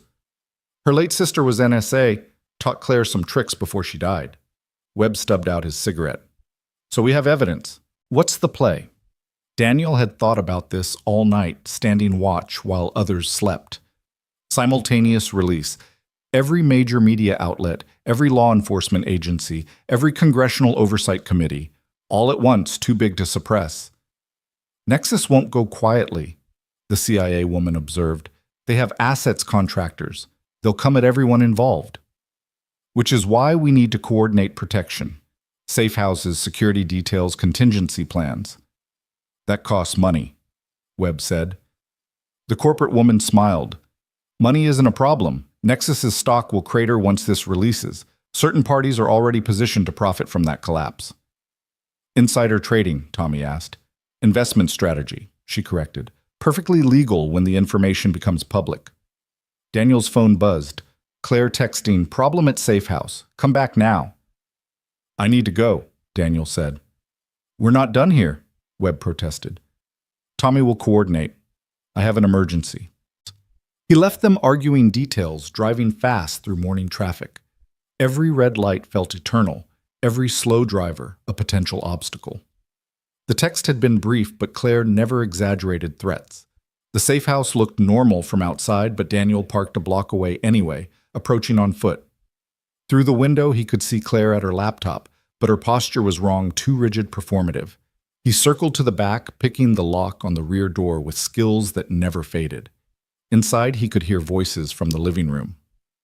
Mommy, why is that man pointing a gun at us? Lily's voice, scared but trying to be brave. Daniel's world went red at the edges. He moved through the kitchen, silent as death, until he could see the scene. A single gunman, professional stance weapon, trained on the couch where Lily sat with Sophia. Claire was at her laptop, being forced to do something. Mrs. Chen was nowhere visible. The gunman was focused forward, classic mistake, assuming the threat would come from where he was looking. Daniel crossed the room in 3 steps, his arm around the man's throat before he could react. The gun dropped, and Daniel applied pressure until the man went limp. "Daddy!" Lily ran to him, burying her face in his chest. "It's okay, Butterfly. Are you hurt?"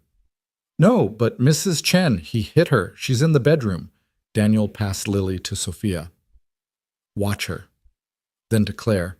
"What did he want?" "The files. He wanted me to delete everything, all the backups." Claire's hands were shaking. "Daniel, he knew about the meeting. He knew you'd be gone." Which meant they had a leak. Daniel zip-tied the unconscious gunman, then checked on Mrs. Chen. She had a bruise forming on her cheek, but was awake, more angry than hurt. "In my day, thugs had manners," she muttered. This one just walked in, no courtesy at all. Daniel's phone rang. Tommy. "We have a problem," Tommy said without preamble. "Webb's dead, shot leaving the warehouse. Professional hit. 10 minutes ago. Danny, they knew about the meeting. They're cleaning house." Daniel looked at the unconscious gunman on his floor. "They're not the only ones. Pack everything. We're moving. Now." "Where?" Daniel thought fast. Every safe house would be compromised, every ally potentially turned. There was only one place Nexus wouldn't expect, one sanctuary they couldn't have predicted. "The church," he said. "St. Mary's on the west side." "A church? Danny, have you lost your mind?" "Sarah's buried there. Father Miguel knows me.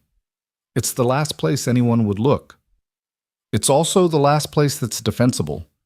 Sometimes the best defense is being where they don't expect." He ended the call and turned to Claire. "Can you drive?" "Yes." "Take everyone to St. Mary's Catholic Church on Western. Ask for Father Miguel, tell him Daniel Reed needs sanctuary." "What about you?" Daniel looked at the gunman, starting to stir. "I need to have a conversation." "Daniel, go, now, protect the girls." Claire hesitated, then nodded. She gathered everyone quickly, efficiently. Lily didn't want to leave him clinging until he knelt down. "Butterfly, I need you to be brave. Go with Claire and help take care of Mrs. Chen. Can you do that? Will you come find us? Always, I'll always find you." After they left, Daniel dragged the gunman to a chair, securing him properly. The man came to, slowly, professionally, no dramatic gasping, just eyes opening and immediately assessing. "You're Reed," the man said. "Not a question." "I am. You're Nexus.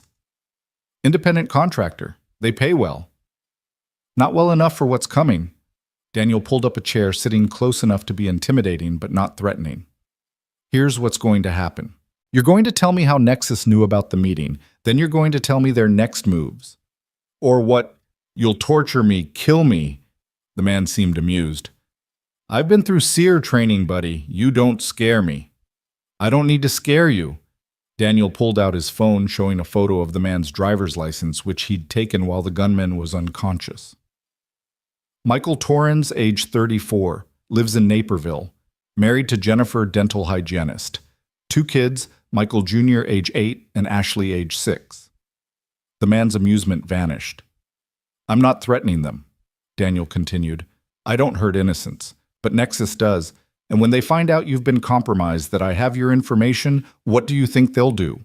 Loose ends get cut in their world." Torrens was quiet for a long moment. "You're offering protection. I'm offering you a chance to walk away breathing and with your family intact, but only if you talk. Now." They have someone inside your group. Not the meeting, someone close to Donovan. "Who?" "I don't know. My job was just to scare them. Make Donovan delete the files, but there's more coming. Nexus has a cleaner en route from DC, real specialist. Someone who makes problems disappear permanently. Name, they call him the surgeon. Never leaves marks, always looks accidental. He'll be here tonight." Daniel processed this. A professional cleaner meant Nexus was escalating beyond corporate warfare into something final. "How many others are hunting us?" 4 teams that I know of, maybe more. The bounty went up 50 million now. 50 million for Donovan, dead or alive. Daniel stood. "You're going to disappear. Take your family on vacation, today. Don't come back for a month. They'll know I talked. They'll know you survived when you shouldn't have. That's enough to mark you anyway. Run or die, your choice. He cut Torrens loose, keeping the gun. The man rubbed his wrists, studying Daniel. You were really Blackwater, among other things. They say you killed an entire unit in Afghanistan. Friendly fire. They say a lot of things. Daniel moved to the door. 30 minutes, then I call Nexus and tell them where to find you. Use the time wisely. St. Mary's Catholic Church stood like a stone prayer in a neighborhood that had forgotten God. The building was old solid, a relic from when the area had been Irish Catholic instead of gentrified hipster. Daniel parked 3 blocks away, approaching carefully, but the streets were empty except for morning joggers and coffee seekers. Father Miguel was waiting at the side entrance, an old man whose eyes had seen suffering and chosen compassion anyway. Daniel, it's been too long. Father, thank you for this. Your friends are in the basement. The young one, Lily, she asked if her mother was here. Daniel's chest tightened. Sarah's been gone 3 years. I know, but the child seemed to think she might be visiting. The priest studied him. She understands death, but not its permanence. She still believes in miracles. Don't we all? The church basement had been converted into a community shelter years ago. Cots, blankets, a small kitchen. Claire was at a folding table, laptop open, working. Sophia sat with Lily, teaching her a card game. Mrs. Chen had claimed a cot and was lying down ice pack on her bruised face. Daddy! Lily ran to him. This place is nice. Father Miguel showed me the windows with colored glass. He says they tell stories. They do butterfly. Claire looked up from her laptop. We're secure. For now. Daniel pulled her aside, speaking quietly. We have a leak. Someone close to you is feeding Nexus information. That's impossible. The only people who knew about the safe house were... She stopped, realization dawning. James, my assistant. You sure? He's the only one I told about hiring you. He knew about the safe house because I had him arrange supplies. Her face hardened. That little bastard. I gave him everything, job, mentorship opportunity. Nexus probably gave him more. We need to move fast. The files, are you ready to release them? Almost. Another hour to coordinate with media contacts. Daniel checked his watch. The surgeon would arrive tonight. 4 teams were hunting them. And somewhere James was feeding their every move to the enemy. His phone rang. Tommy. Danny, we have a bigger problem. The other players from the meeting, 2 more are dead. The corporate woman, one of the special forces guys, professional hits all within the last hour. They're eliminating everyone who could expose them. Which means we're next. I'm coming to you. No, stay mobile. Keep moving. Daniel thought fast. Tommy, I need the team. Everyone you trust. Combat ready. You said no violence. That was before they started killing children's guardians. How many can you get? Maybe 6, 7 guys, all solid. Bring them to the church tonight, full tactical. You're making a stand in a church. I'm making a statement. They want to play, we'll play. But on ground, I choose. After ending the call, Daniel found Father Miguel in the sanctuary kneeling before the altar. Father, I need to ask something terrible. The priest rose slowly, joints protesting age. You're going to bring violence to this holy place. Men are coming to kill innocents, children. I need to stop them. Violence begets violence, Daniel. You know this. Sometimes violence prevents greater violence. Sometimes the sword protects the innocent. Father Miguel was quiet for a long moment, then walked to a statue of Saint Michael, the archangel with his sword raised against evil. The church has always struggled with this balance: protection versus peace, justice versus mercy. I'm not asking for permission, Father. I'm asking for forgiveness. After. You assume there will be an after. There will be. For Lily, there has to be. The priest touched the statue's base. Saint Michael, defender of the innocent. Perhaps God works through flawed instruments. I'm definitely flawed. But you're here, protecting those who cannot protect themselves. Father Miguel turned to him. The church has hidden refugees before. During the Second World War, during the Civil Rights Movement. Perhaps this is just another form of sanctuary. Thank you, Father. Don't thank me yet. If you bring violence here, you bring it on all of us. The homeless who shelter here, the families who worship here. I'll minimize the collateral. You can't minimize death, Daniel. You can only choose where it falls. That afternoon, Daniel worked to fortify their position. The church had good boned stone walls, limited entrances, high windows. He positioned furniture to create defensive positions, established sight lines, prepared fallback routes. Lily watched him work, her expression too serious for 9 years old. Are bad people coming again? Maybe Butterfly, but I'll stop them. Like you always do. He knelt beside her. Lily, if something happens, nothing will happen. You won't let it. Her faith was absolute terrifying in its certainty. Claire approached, having heard the exchange. She's right to trust you. Trust doesn't stop bullets. No, but it stops fear.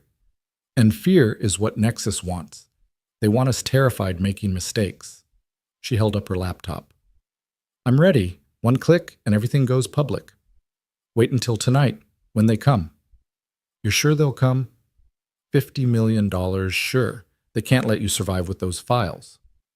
As evening fell, Tommy arrived with his team, 6 men who moved like Daniel moved with economy and purpose. They wore no uniforms, carried no identification, existed in the margins between legal and necessary. Danny. Tommy made introductions with nicknames only. Brick Cowboy, Doc Whisper Gadget, and Bulldog. Daniel recognized the types, if not the faces. Men who'd been shaped by violence into instruments of precision. Men who'd lost everything normal people valued and found brotherhood in the loss. Rules of engagement. Brick asked a mountain of a man with hands that could probably crush stone. Protect the innocents. Everything else is negotiable. In a church, Cowboy had a southern drawl that made everything sound polite. Mama would whip me. Better whooped than dead, Doc observed, checking his medical kit. Daniel positioned them throughout the church, overwatch positions, kill boxes overlapping fields of fire. The sanctuary became a battlefield waiting to happen. Father Miguel watched from the altar, rosary in hand, praying in Latin. Mrs. Chen had refused to be moved to safer quarters, declaring that at her age excitement was better than boredom. Sophia stayed with Lily, the 2 girls now inseparable in their shared fear. Night came slowly, then all at once. Daniel was at the main entrance when he saw them, 3 vehicles approaching without headlights, gliding through darkness, like sharks through deep water. He keyed his radio. Contact. 3 vehicles, probably 4 or 5 per vehicle. They're not trying to hide. Confident, Tommy observed from his position in the choir loft. Or stupid. Both can be fatal. The vehicles stopped 50 yards from the church. Figures emerged, spreading out with professional precision. Daniel counted 15, maybe more. They'd brought an army for what they thought would be an execution. His phone rang. Unknown number. Mr. Reed. The voice was cultured, pleasant. I'm the man they call the surgeon. I believe you're expecting me. I am. This doesn't have to be messy. Send out Miss Donovan and the laptop. Everyone else walks away. Counteroffer. You leave now, and I don't demonstrate why I was very good at making people disappear in places nobody talked about. The surgeon laughed. Ah, yes, the ghost of Blackwater. Tell me, Mr. Reed, how many men did you really kill in Afghanistan? 12. They were selling weapons to the Taliban, weapons that killed Americans. Command wanted it handled quietly. And you handled it. I did what was necessary. As will I. You have 5 minutes to reconsider. The line went dead. Daniel looked back at Claire, who was listening from the doorway. Send it, he said. All of it. Now. She opened her laptop, fingers flying across keys. Sending to 47 media outlets, 16 law enforcement agencies, 12 congressional offices. She hit enter. Done. Then we hold. The first wave came exactly 5 minutes later, smoke grenades through the windows meant to disorient. But Tommy and his team had dealt with worse, in places where the smoke was white phosphorus and the stakes were national security. Movement north entrance, Whisper reported, his voice barely audible even through comms. 3 more west side, Gadget added. Hold fire, Daniel commanded. Let them commit. The attackers flowed in like water, finding cracks professional but predictable. They expected scattered civilians, not organized resistance. The first one through the north door took a tranquilizer dart from Doc Non-Lethal as promised to Father Miguel. But the second one met Brick's fist, which was arguably worse than a bullet. "Contact rear cut," Bulldog announced, his rifle barking twice. The church erupted. Not chaos, orchestrated violence, contained and precise. Tommy's team moved like a machine, each part supporting the others. Daniel stayed central, coordinating until he saw movement toward the basement stairs, toward the girls. He moved, intercepting two attackers who'd flanked the main fight. The first one saw him coming, raising his weapon, but Daniel was already inside his guard. Palm strike to the throat, knee to the solar plexus, elbow to the temple. The man dropped. The second attacker was faster, better. They traded strikes, a brutal dance in the church aisle. The attacker pulled a knife, slashing in patterns that spoke of training. Daniel caught the wrist, redirecting the blade into the attacker's own thigh, then dropped him with a chokehold. "Daddy!" Lily's voice from the basement. Terror, pure and sharp. Daniel ran, taking the stairs 3 at a time. In the basement, the surgeon stood behind Lily, gun to her head, using her as a shield. Claire and Sophia were backed against the wall. Mrs. Chen was on the floor, blood on her temple. "Ah, Mr. Reed," the surgeon said pleasantly. "Now, we can discuss terms properly. Let her go. The files have been sent, I assume unfortunate, but not irreversible. Nexus has resources. Media can be influenced, stories can be buried, but we need Ms. Donovan to recant publicly. Say it was all fabricated." "That won't happen," Claire said. "It will, or this child dies. Then the older one. Then the old woman. I'll leave you for last, Ms. Donovan, so you can appreciate the cost of your principles." Daniel calculated angles, distance, probabilities. All bad. The surgeon was a professional, using Lily's small body perfectly as cover. "Daddy?" Lily said, her voice small but steady. "Remember what Mommy said." Sarah's words from her hospital bed, holding their daughter's hand. "Sometimes, baby, we have to trust that falling is just flying in a different direction." Lily went completely limp, dropping like dead weight. The surgeon, surprised, adjusted his aim downward for a split second. Daniel moved. The knife left his hand before conscious thought, a 10-foot throw that Sarah would have called impossible. It took the surgeon in the shoulder, spinning him back. His gun fired the bullet, sparking off concrete inches from Lily's head. Daniel crossed the distance in 2 strides, driving the surgeon into the wall. They grappled, but the knife wound had weakened the assassin's right side. Daniel pressed the advantage, brutal and efficient, until the surgeon dropped unconscious or close to it. "Lily!" He scooped her up, checking for injuries. "Are you hurt?" "No, Daddy. I remembered Mommy's story about trust falling." She was crying now, the brave facade cracking. "Was that right?" "That was perfect, Butterfly. Perfect." Footsteps on the stairs. Tommy appeared, rifle ready. "Clear upstairs. They're pulling back." "How many down, shit?" 6 captured, 3 wounded, rest retreated. Our side, minor injuries only. Doc's patching people up. Daniel looked at the surgeon, unconscious and bleeding. "Call 911. Multiple casualties, terrorist attack on a church. Let the media sort it out. The cops will have questions, and Claire has answers. Nexus Corporation just attacked a church to silence a whistleblower. That's the story that'll run beside their leaked files." An hour later, the church looked like a crime scene, from a movie police tape, ambulances, news vans already gathering. Daniel watched from the shadows as Claire gave her statement to detectives as the captured attackers were led away, as the surgeon was loaded into an ambulance under police guard. Father Miguel found him in the sanctuary, looking at the damaged windows, the blood on sacred ground. "I'm sorry," Daniel said. Are you sorry it was necessary?" Daniel considered. "Both. That's honest, at least." The priest looked at the statue of St. Michael. "Evil came here tonight. It was met with resistance. Perhaps not the resistance I would choose, but effective nonetheless. Father, I need one more favor. Besides sheltering fugitives and allowing violence in God's house, I need you to marry us." Father Miguel blinked. "I'm sorry." Daniel pulled out a ring, simple silver, purchased from a pawn shop that afternoon with the last of his cash. "Claire Donovan, I need you to marry us. Tonight." Daniel, marriage is a sacrament, not a tactical decision. It's both. If we're married, she can't be compelled to testify against me, and I can't be compelled against her, but also, he looked through the doorway to where Claire was holding Lily, both of them wrapped in shock blankets, surrounded by chaos, but focused only on each other. Also, when you find someone willing to stand in hell with you, you don't let them go. She's agreed to this. I haven't asked yet. Father Miguel almost smiled.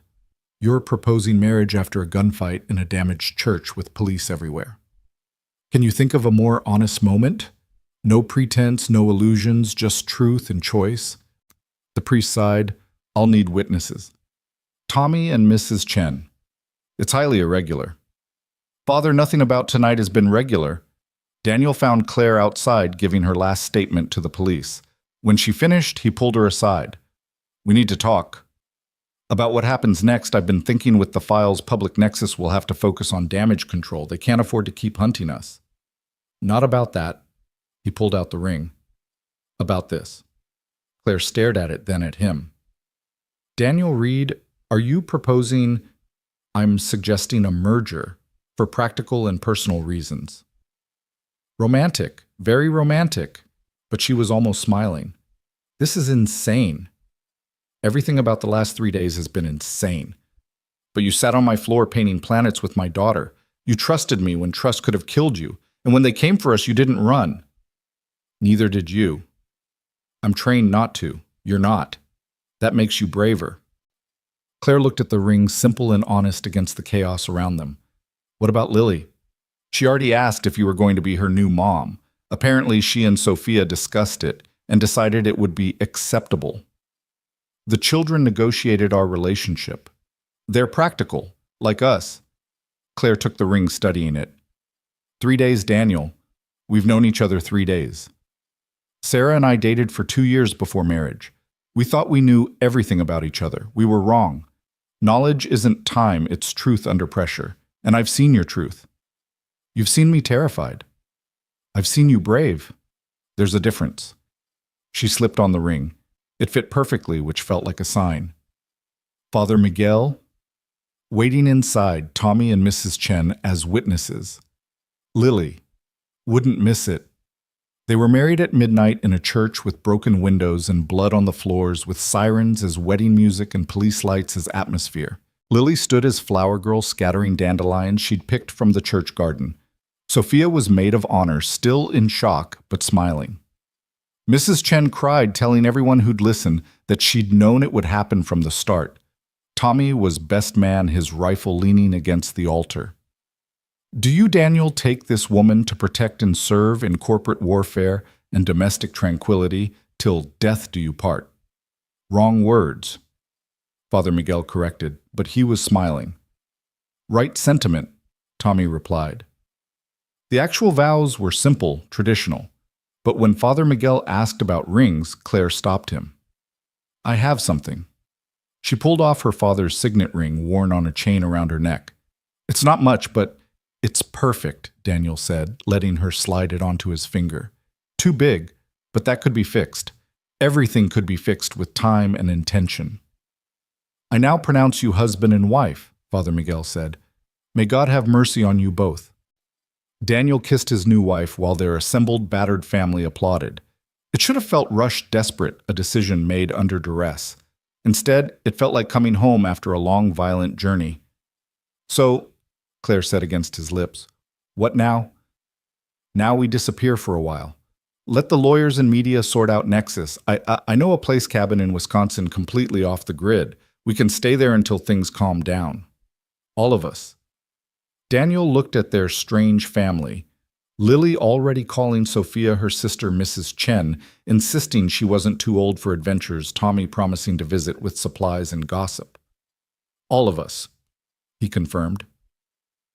As they left the church, Claire's phone buzzed with notifications.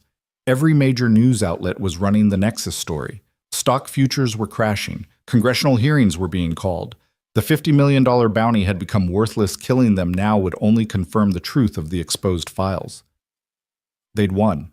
Somehow, impossibly, they'd won. In the car driving toward an uncertain but hopeful future, Lily fell asleep between her new parents. Sophia dozed in the back, finally safe enough to rest. Mrs. Chen snored softly, claiming the entire third row. "This is crazy," Claire said softly. "This entire thing. It's completely crazy." "Crazy's relative," Daniel replied, watching the road, always watching. "Compared to my time in Afghanistan, this is downright rational. I'm serious. We just got married, in a church, after a gunfight, with a 9-year-old as flower girl and a sniper as best man." "When you put it like that, it sounds almost romantic." Claire laughed, exhausted but real. "You have a strange definition of romance, Mr. Reed." "Mrs. Reed," he corrected. "And you haven't seen anything yet. Wait until I show you my idea of a honeymoon teaching you counter-surveillance techniques and small arms proficiency. Actually, that sounds useful. And that's why this works." She reached over, taking his free hand. The ring on her finger caught the streetlight, simple silver, making promises that diamonds couldn't guarantee. "Daniel. Yeah. Thank you for saving us, all of us. You saved us too. Those files, that courage. We saved each other. Is that what we're going to do now? Save each other?" He squeezed her hand, thinking about the cabin in Wisconsin, about Lily having a real family, about Sophia learning to trust again, about Mrs. Chen having people to fuss over, about second chances that came disguised as catastrophes. "Yeah," he said. "That's exactly what we're going to do." Behind them, Chicago faded into darkness. Ahead, the road stretched towards something that might, with luck and determination, become peace. But even as Daniel drove toward their new life, part of him stayed vigilant. Because men like him didn't really get happy endings. They got reprieves. And somewhere in boardrooms and black sites, other enemies were taking notice of the ghost of Blackwater who'd come back to life. For tonight, though, he had a car full of family, a ring on his finger, and the knowledge that sometimes, just sometimes, the good guys won, even if they had to become bad guys to do it. The road stretched on, and Daniel Reed drove toward tomorrow, carrying everyone he'd sworn to protect. The soldier had become a guardian. The guardian had become a husband. And maybe if they were very lucky, he could just become a man with a family worth fighting for, a man with something finally worth the weight of his sins, a man who'd found in the strangest possible way his way home. The cabin in Wisconsin sat on 40 acres of pine forest, invisible from the main road, accessible only by a dirt track that Daniel had swept for surveillance devices twice before allowing the family to enter. 6 weeks had passed since the church, since the marriage, since Nexus Corporation's spectacular collapse into federal investigations and frozen assets. 6 weeks of something that almost resembled peace. Daniel stood on the porch, coffee steaming in the morning cold, watching Lily and Sophia chase each other through the snow. Their laughter echoed off the trees, pure and unguarded in a way that still made his chest tight with protective instinct. Claire emerged behind him, wrapping her arms around his waist, her chin resting on his shoulder. "You're thinking too loud," she said. "Habit. It's been 6 weeks. No threats, no contact. Even Tommy says the heat's died down." "Heat never dies down. It just shifts focus." But Claire turned him to face her, studying his face with those CEO eyes that missed nothing. "You're waiting for something." "I'm always waiting for something." "No, this is different. You've been checking your phone more. You've been teaching me and Sophia combat basics with more urgency. What aren't you telling me?" Before he could answer, his phone buzzed. The number he'd been dreading, the bill coming due. "Phoenix." Claire's expression hardened. She'd learned enough in 6 weeks to know that code name meant nothing good. "It's time." Bishop's voice was neutral, professional. "The job we discussed. I'm retired." "You're on sabbatical. There's a difference. Check your secure email. Details are there. 48 hours to position. Complete the objective and your debt is cleared. Refuse and certain information about your activities in Afghanistan becomes public. Your new family might find it illuminating." The line went dead. Daniel stood still, feeling the life they'd built creaking under the weight of his past. "Who was that?" Claire asked, though her expression suggested she already knew. "A reminder that some things can't be outrun." "The job you mentioned, the one you took to protect us." "Yeah." "You're going to do it." Daniel looked through the window to where Mrs. Chen was teaching the girls card games, her weathered hands patient with their fumbling. I don't have a choice. There's always a choice. Not when the alternative is losing all this. He pulled her closer. I need you to take everyone and go to the second safe house, the one in Michigan I told you about. You promised we were done running. We are. I'm not. Not yet. Claire pulled back her jaw, set in that stubborn line he'd come to love and fear in equal measure.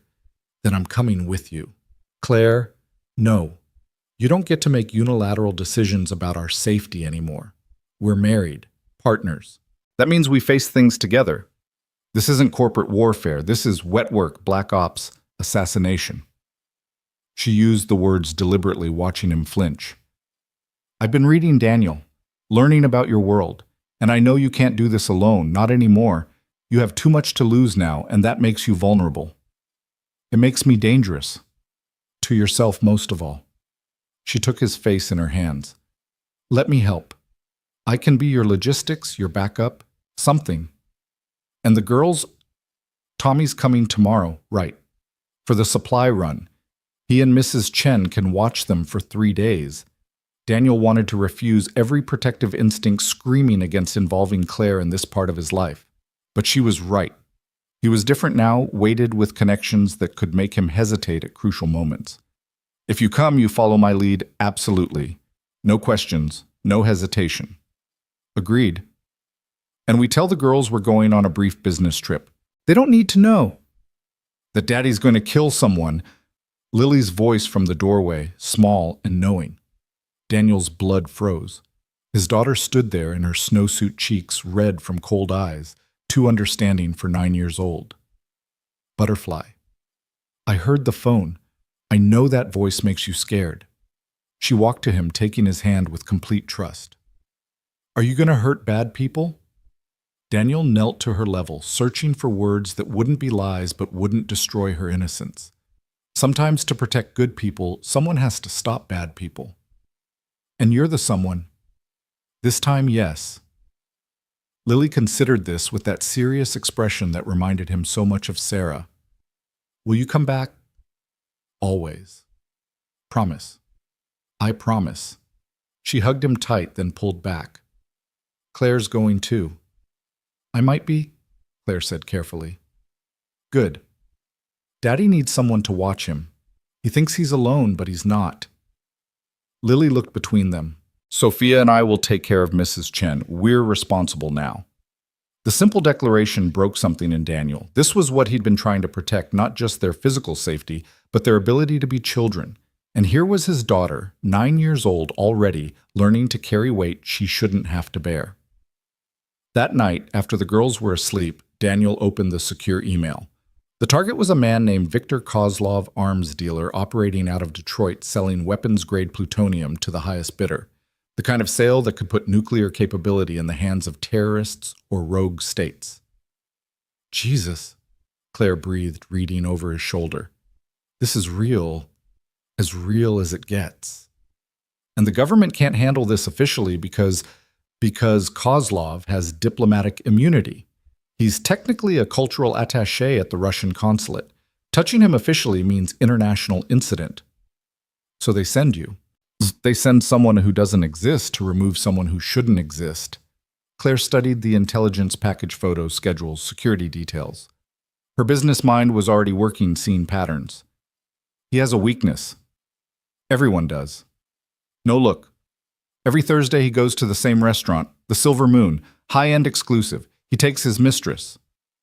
Security sweep shows 8 bodyguards minimum. But here, Claire pulled up the restaurant's blueprint on her laptop skills she'd developed investigating Nexus, proving useful. Private dining room on the 2nd floor. Only one entrance, but there's a service elevator that connects to the kitchen. Daniel looked at his wife, his brilliant, terrifying wife, who was adapting to his world with disturbing efficiency. You're not coming into the building. I'm your overwatch. You taught me that term. Someone watching the watchers. This isn't a training exercise. No, it's a marriage. For better or worse, remember. Tommy arrived the next morning, taking one look at Daniel's packed gear and sighing. Back in the game. One last job. It's never just one. Tommy looked at Claire.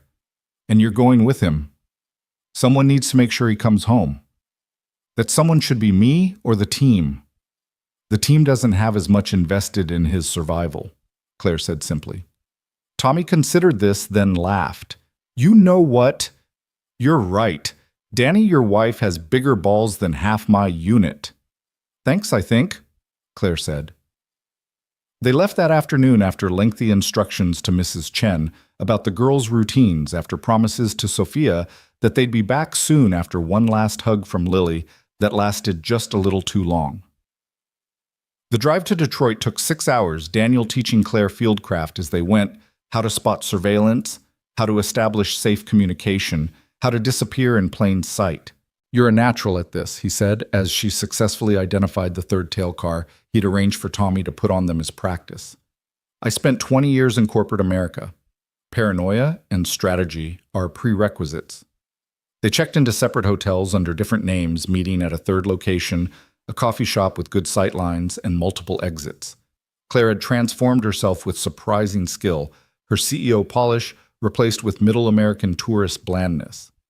Kozlov's at the consulate now, she reported, having spent the afternoon conducting surveillance from a building across the street. Security is tight but predictable. Shift changes at 6 and midnight. And tomorrow night. Reservation at the Silver Moon, 8 p.m. Table for 2 in the private dining room, just like every Thursday. Daniel studied the photos she'd taken, the angles she'd calculated.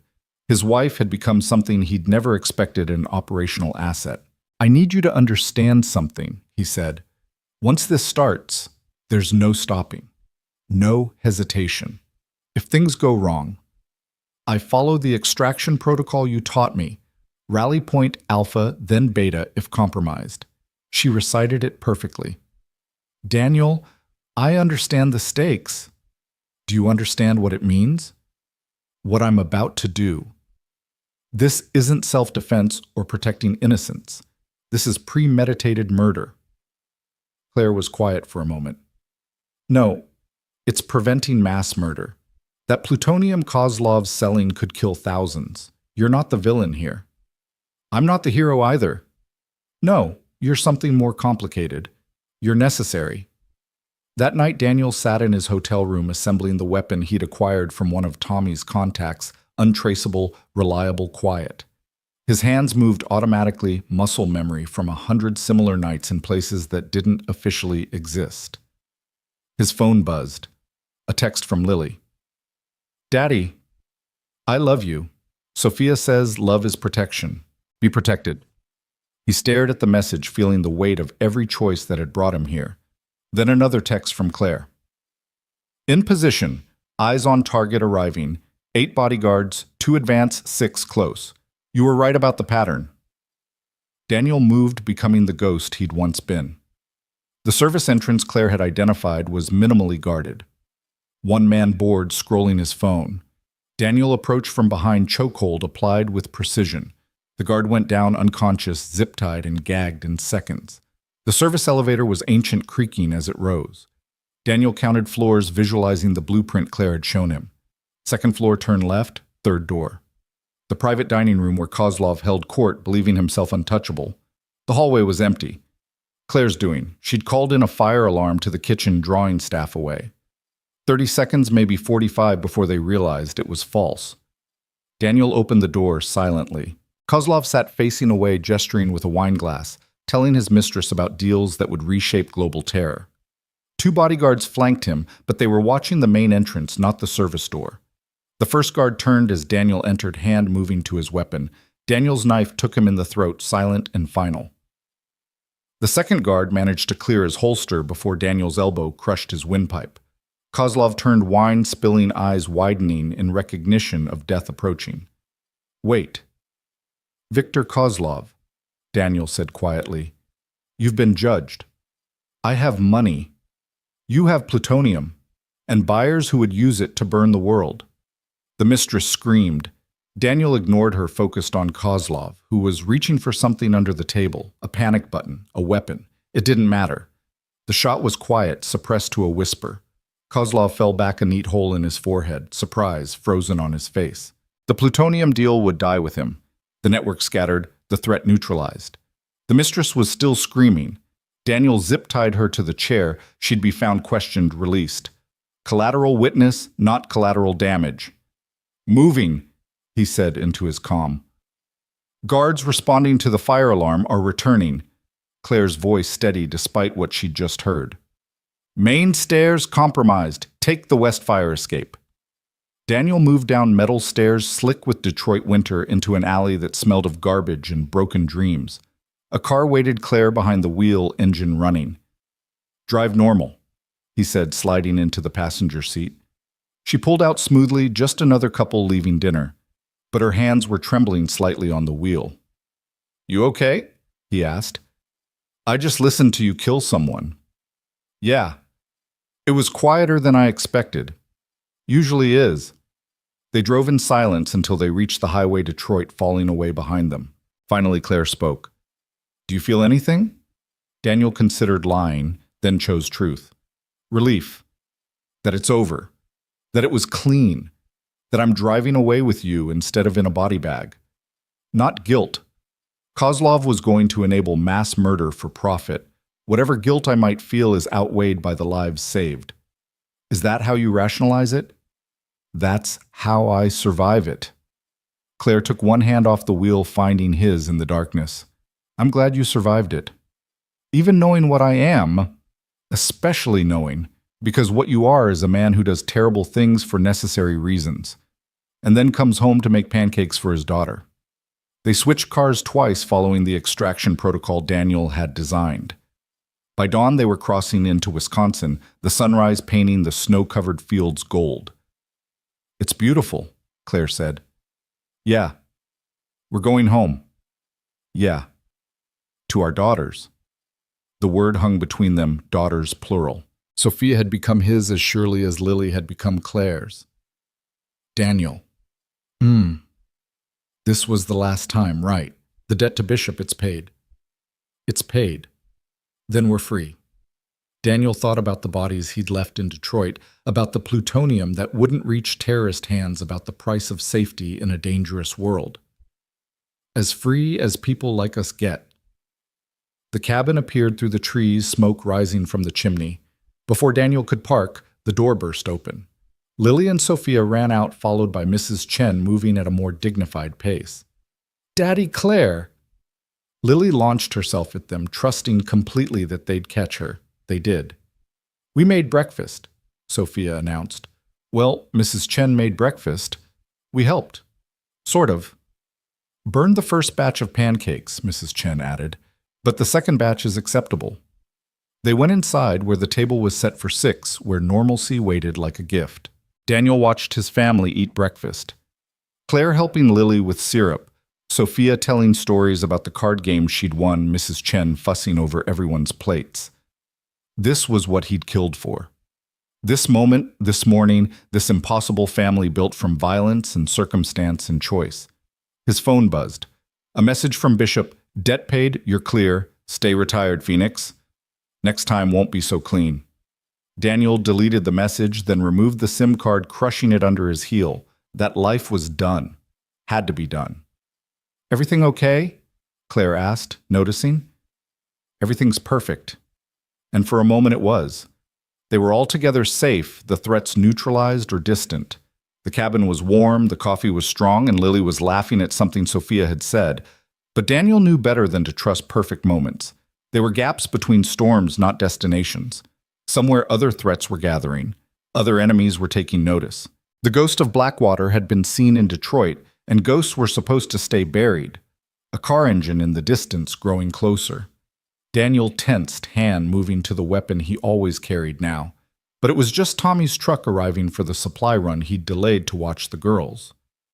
Relax, Danny, Tommy said, entering with boxes of groceries.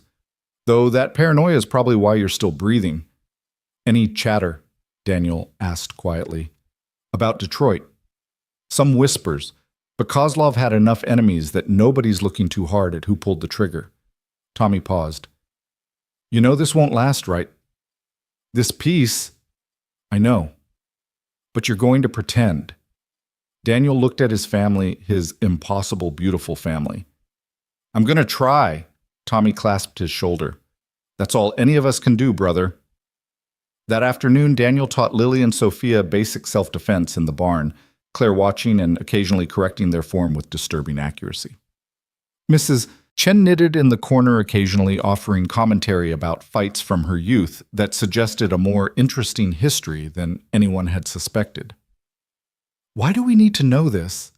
Sophia asked after successfully executing an escape from a wrist grab.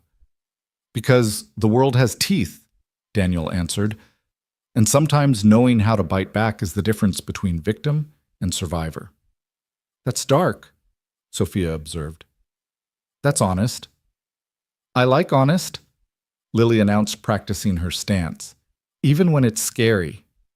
That evening, they sat around the fireplace, a family portrait no one would believe. The former CEO and the ghost soldier, the teenager learning to trust again, and the 9-year-old who'd seen too much, the elderly neighbor who'd become a grandmother by proximity and persistence. Tell us a story, Lily requested, curling against Daniel's side. What kind of story, but a true one, about before?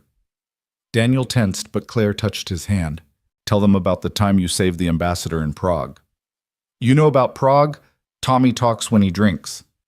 So Daniel told them a sanitized version of Prague, the protection detail that went wrong, the embassy under siege, the extraction through sewers that no one thought possible. He made it sound like an adventure, not the nightmare it had been. Were you scared? Sophia asked. Terrified. But you did it anyway. Fear and action aren't mutually exclusive. The bravest people are often the most scared. They just don't let fear make their choices. Is that why you married Claire after 3 days? Lily asked innocently. Because you were scared, but brave. Claire laughed, surprising everyone, including herself. Your father proposed in a church surrounded by police with blood on the floor and sirens as our wedding march. I think we passed scared and went straight to insane. But good insane, Mrs. Chen added. The best families are built on a foundation of shared insanity. As the night deepened and the fire burned low, Daniel held his family close and tried to believe in endings. Tried to believe that a man could walk away from shadows and into light. Tried to believe that the past could stay buried if you just piled enough love on top of it. His phone sat silent on the mantel, no more coded messages or debts to pay. Tomorrow, Lily had a science project due: solar systems and painted planets.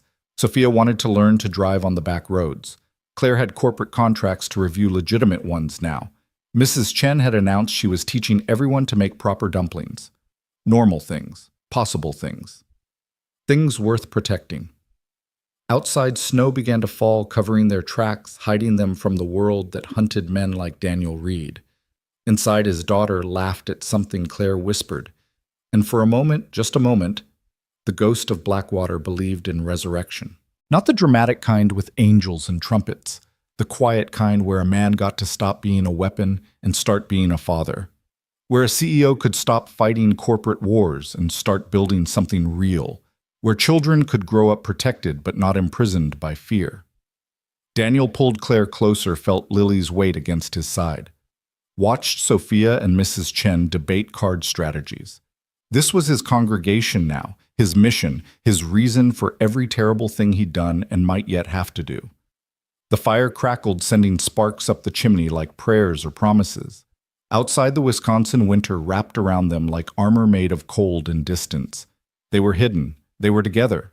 They were family. For now, and now was all any soldier really had. It was enough. Daniel Reed closed his eyes, not to sleep, but to memorize this moment. The weight of his daughter's trust, the warmth of his wife's hand, the sound of his chosen family breathing in safety he'd bought with blood. Tomorrow would bring its own challenges. Other ghosts would rise. Other debts would come due. The world would keep turning violent and beautiful in equal measure. But tonight, in a cabin hidden in Wisconsin woods, a ghost found peace. A soldier found home. A father found purpose beyond the battlefield. And sometimes, not often, but sometimes that was how the story ended. Not with explosions or victories, but with the quiet sound of a child's laughter and the steady breathing of people who'd chosen to build something from the rubble of their various wars. It wasn't a fairy tale ending. Those were for people who hadn't seen what Daniel had seen, done what he'd done. But it was real, and it was his, and he would defend it with everything he had left.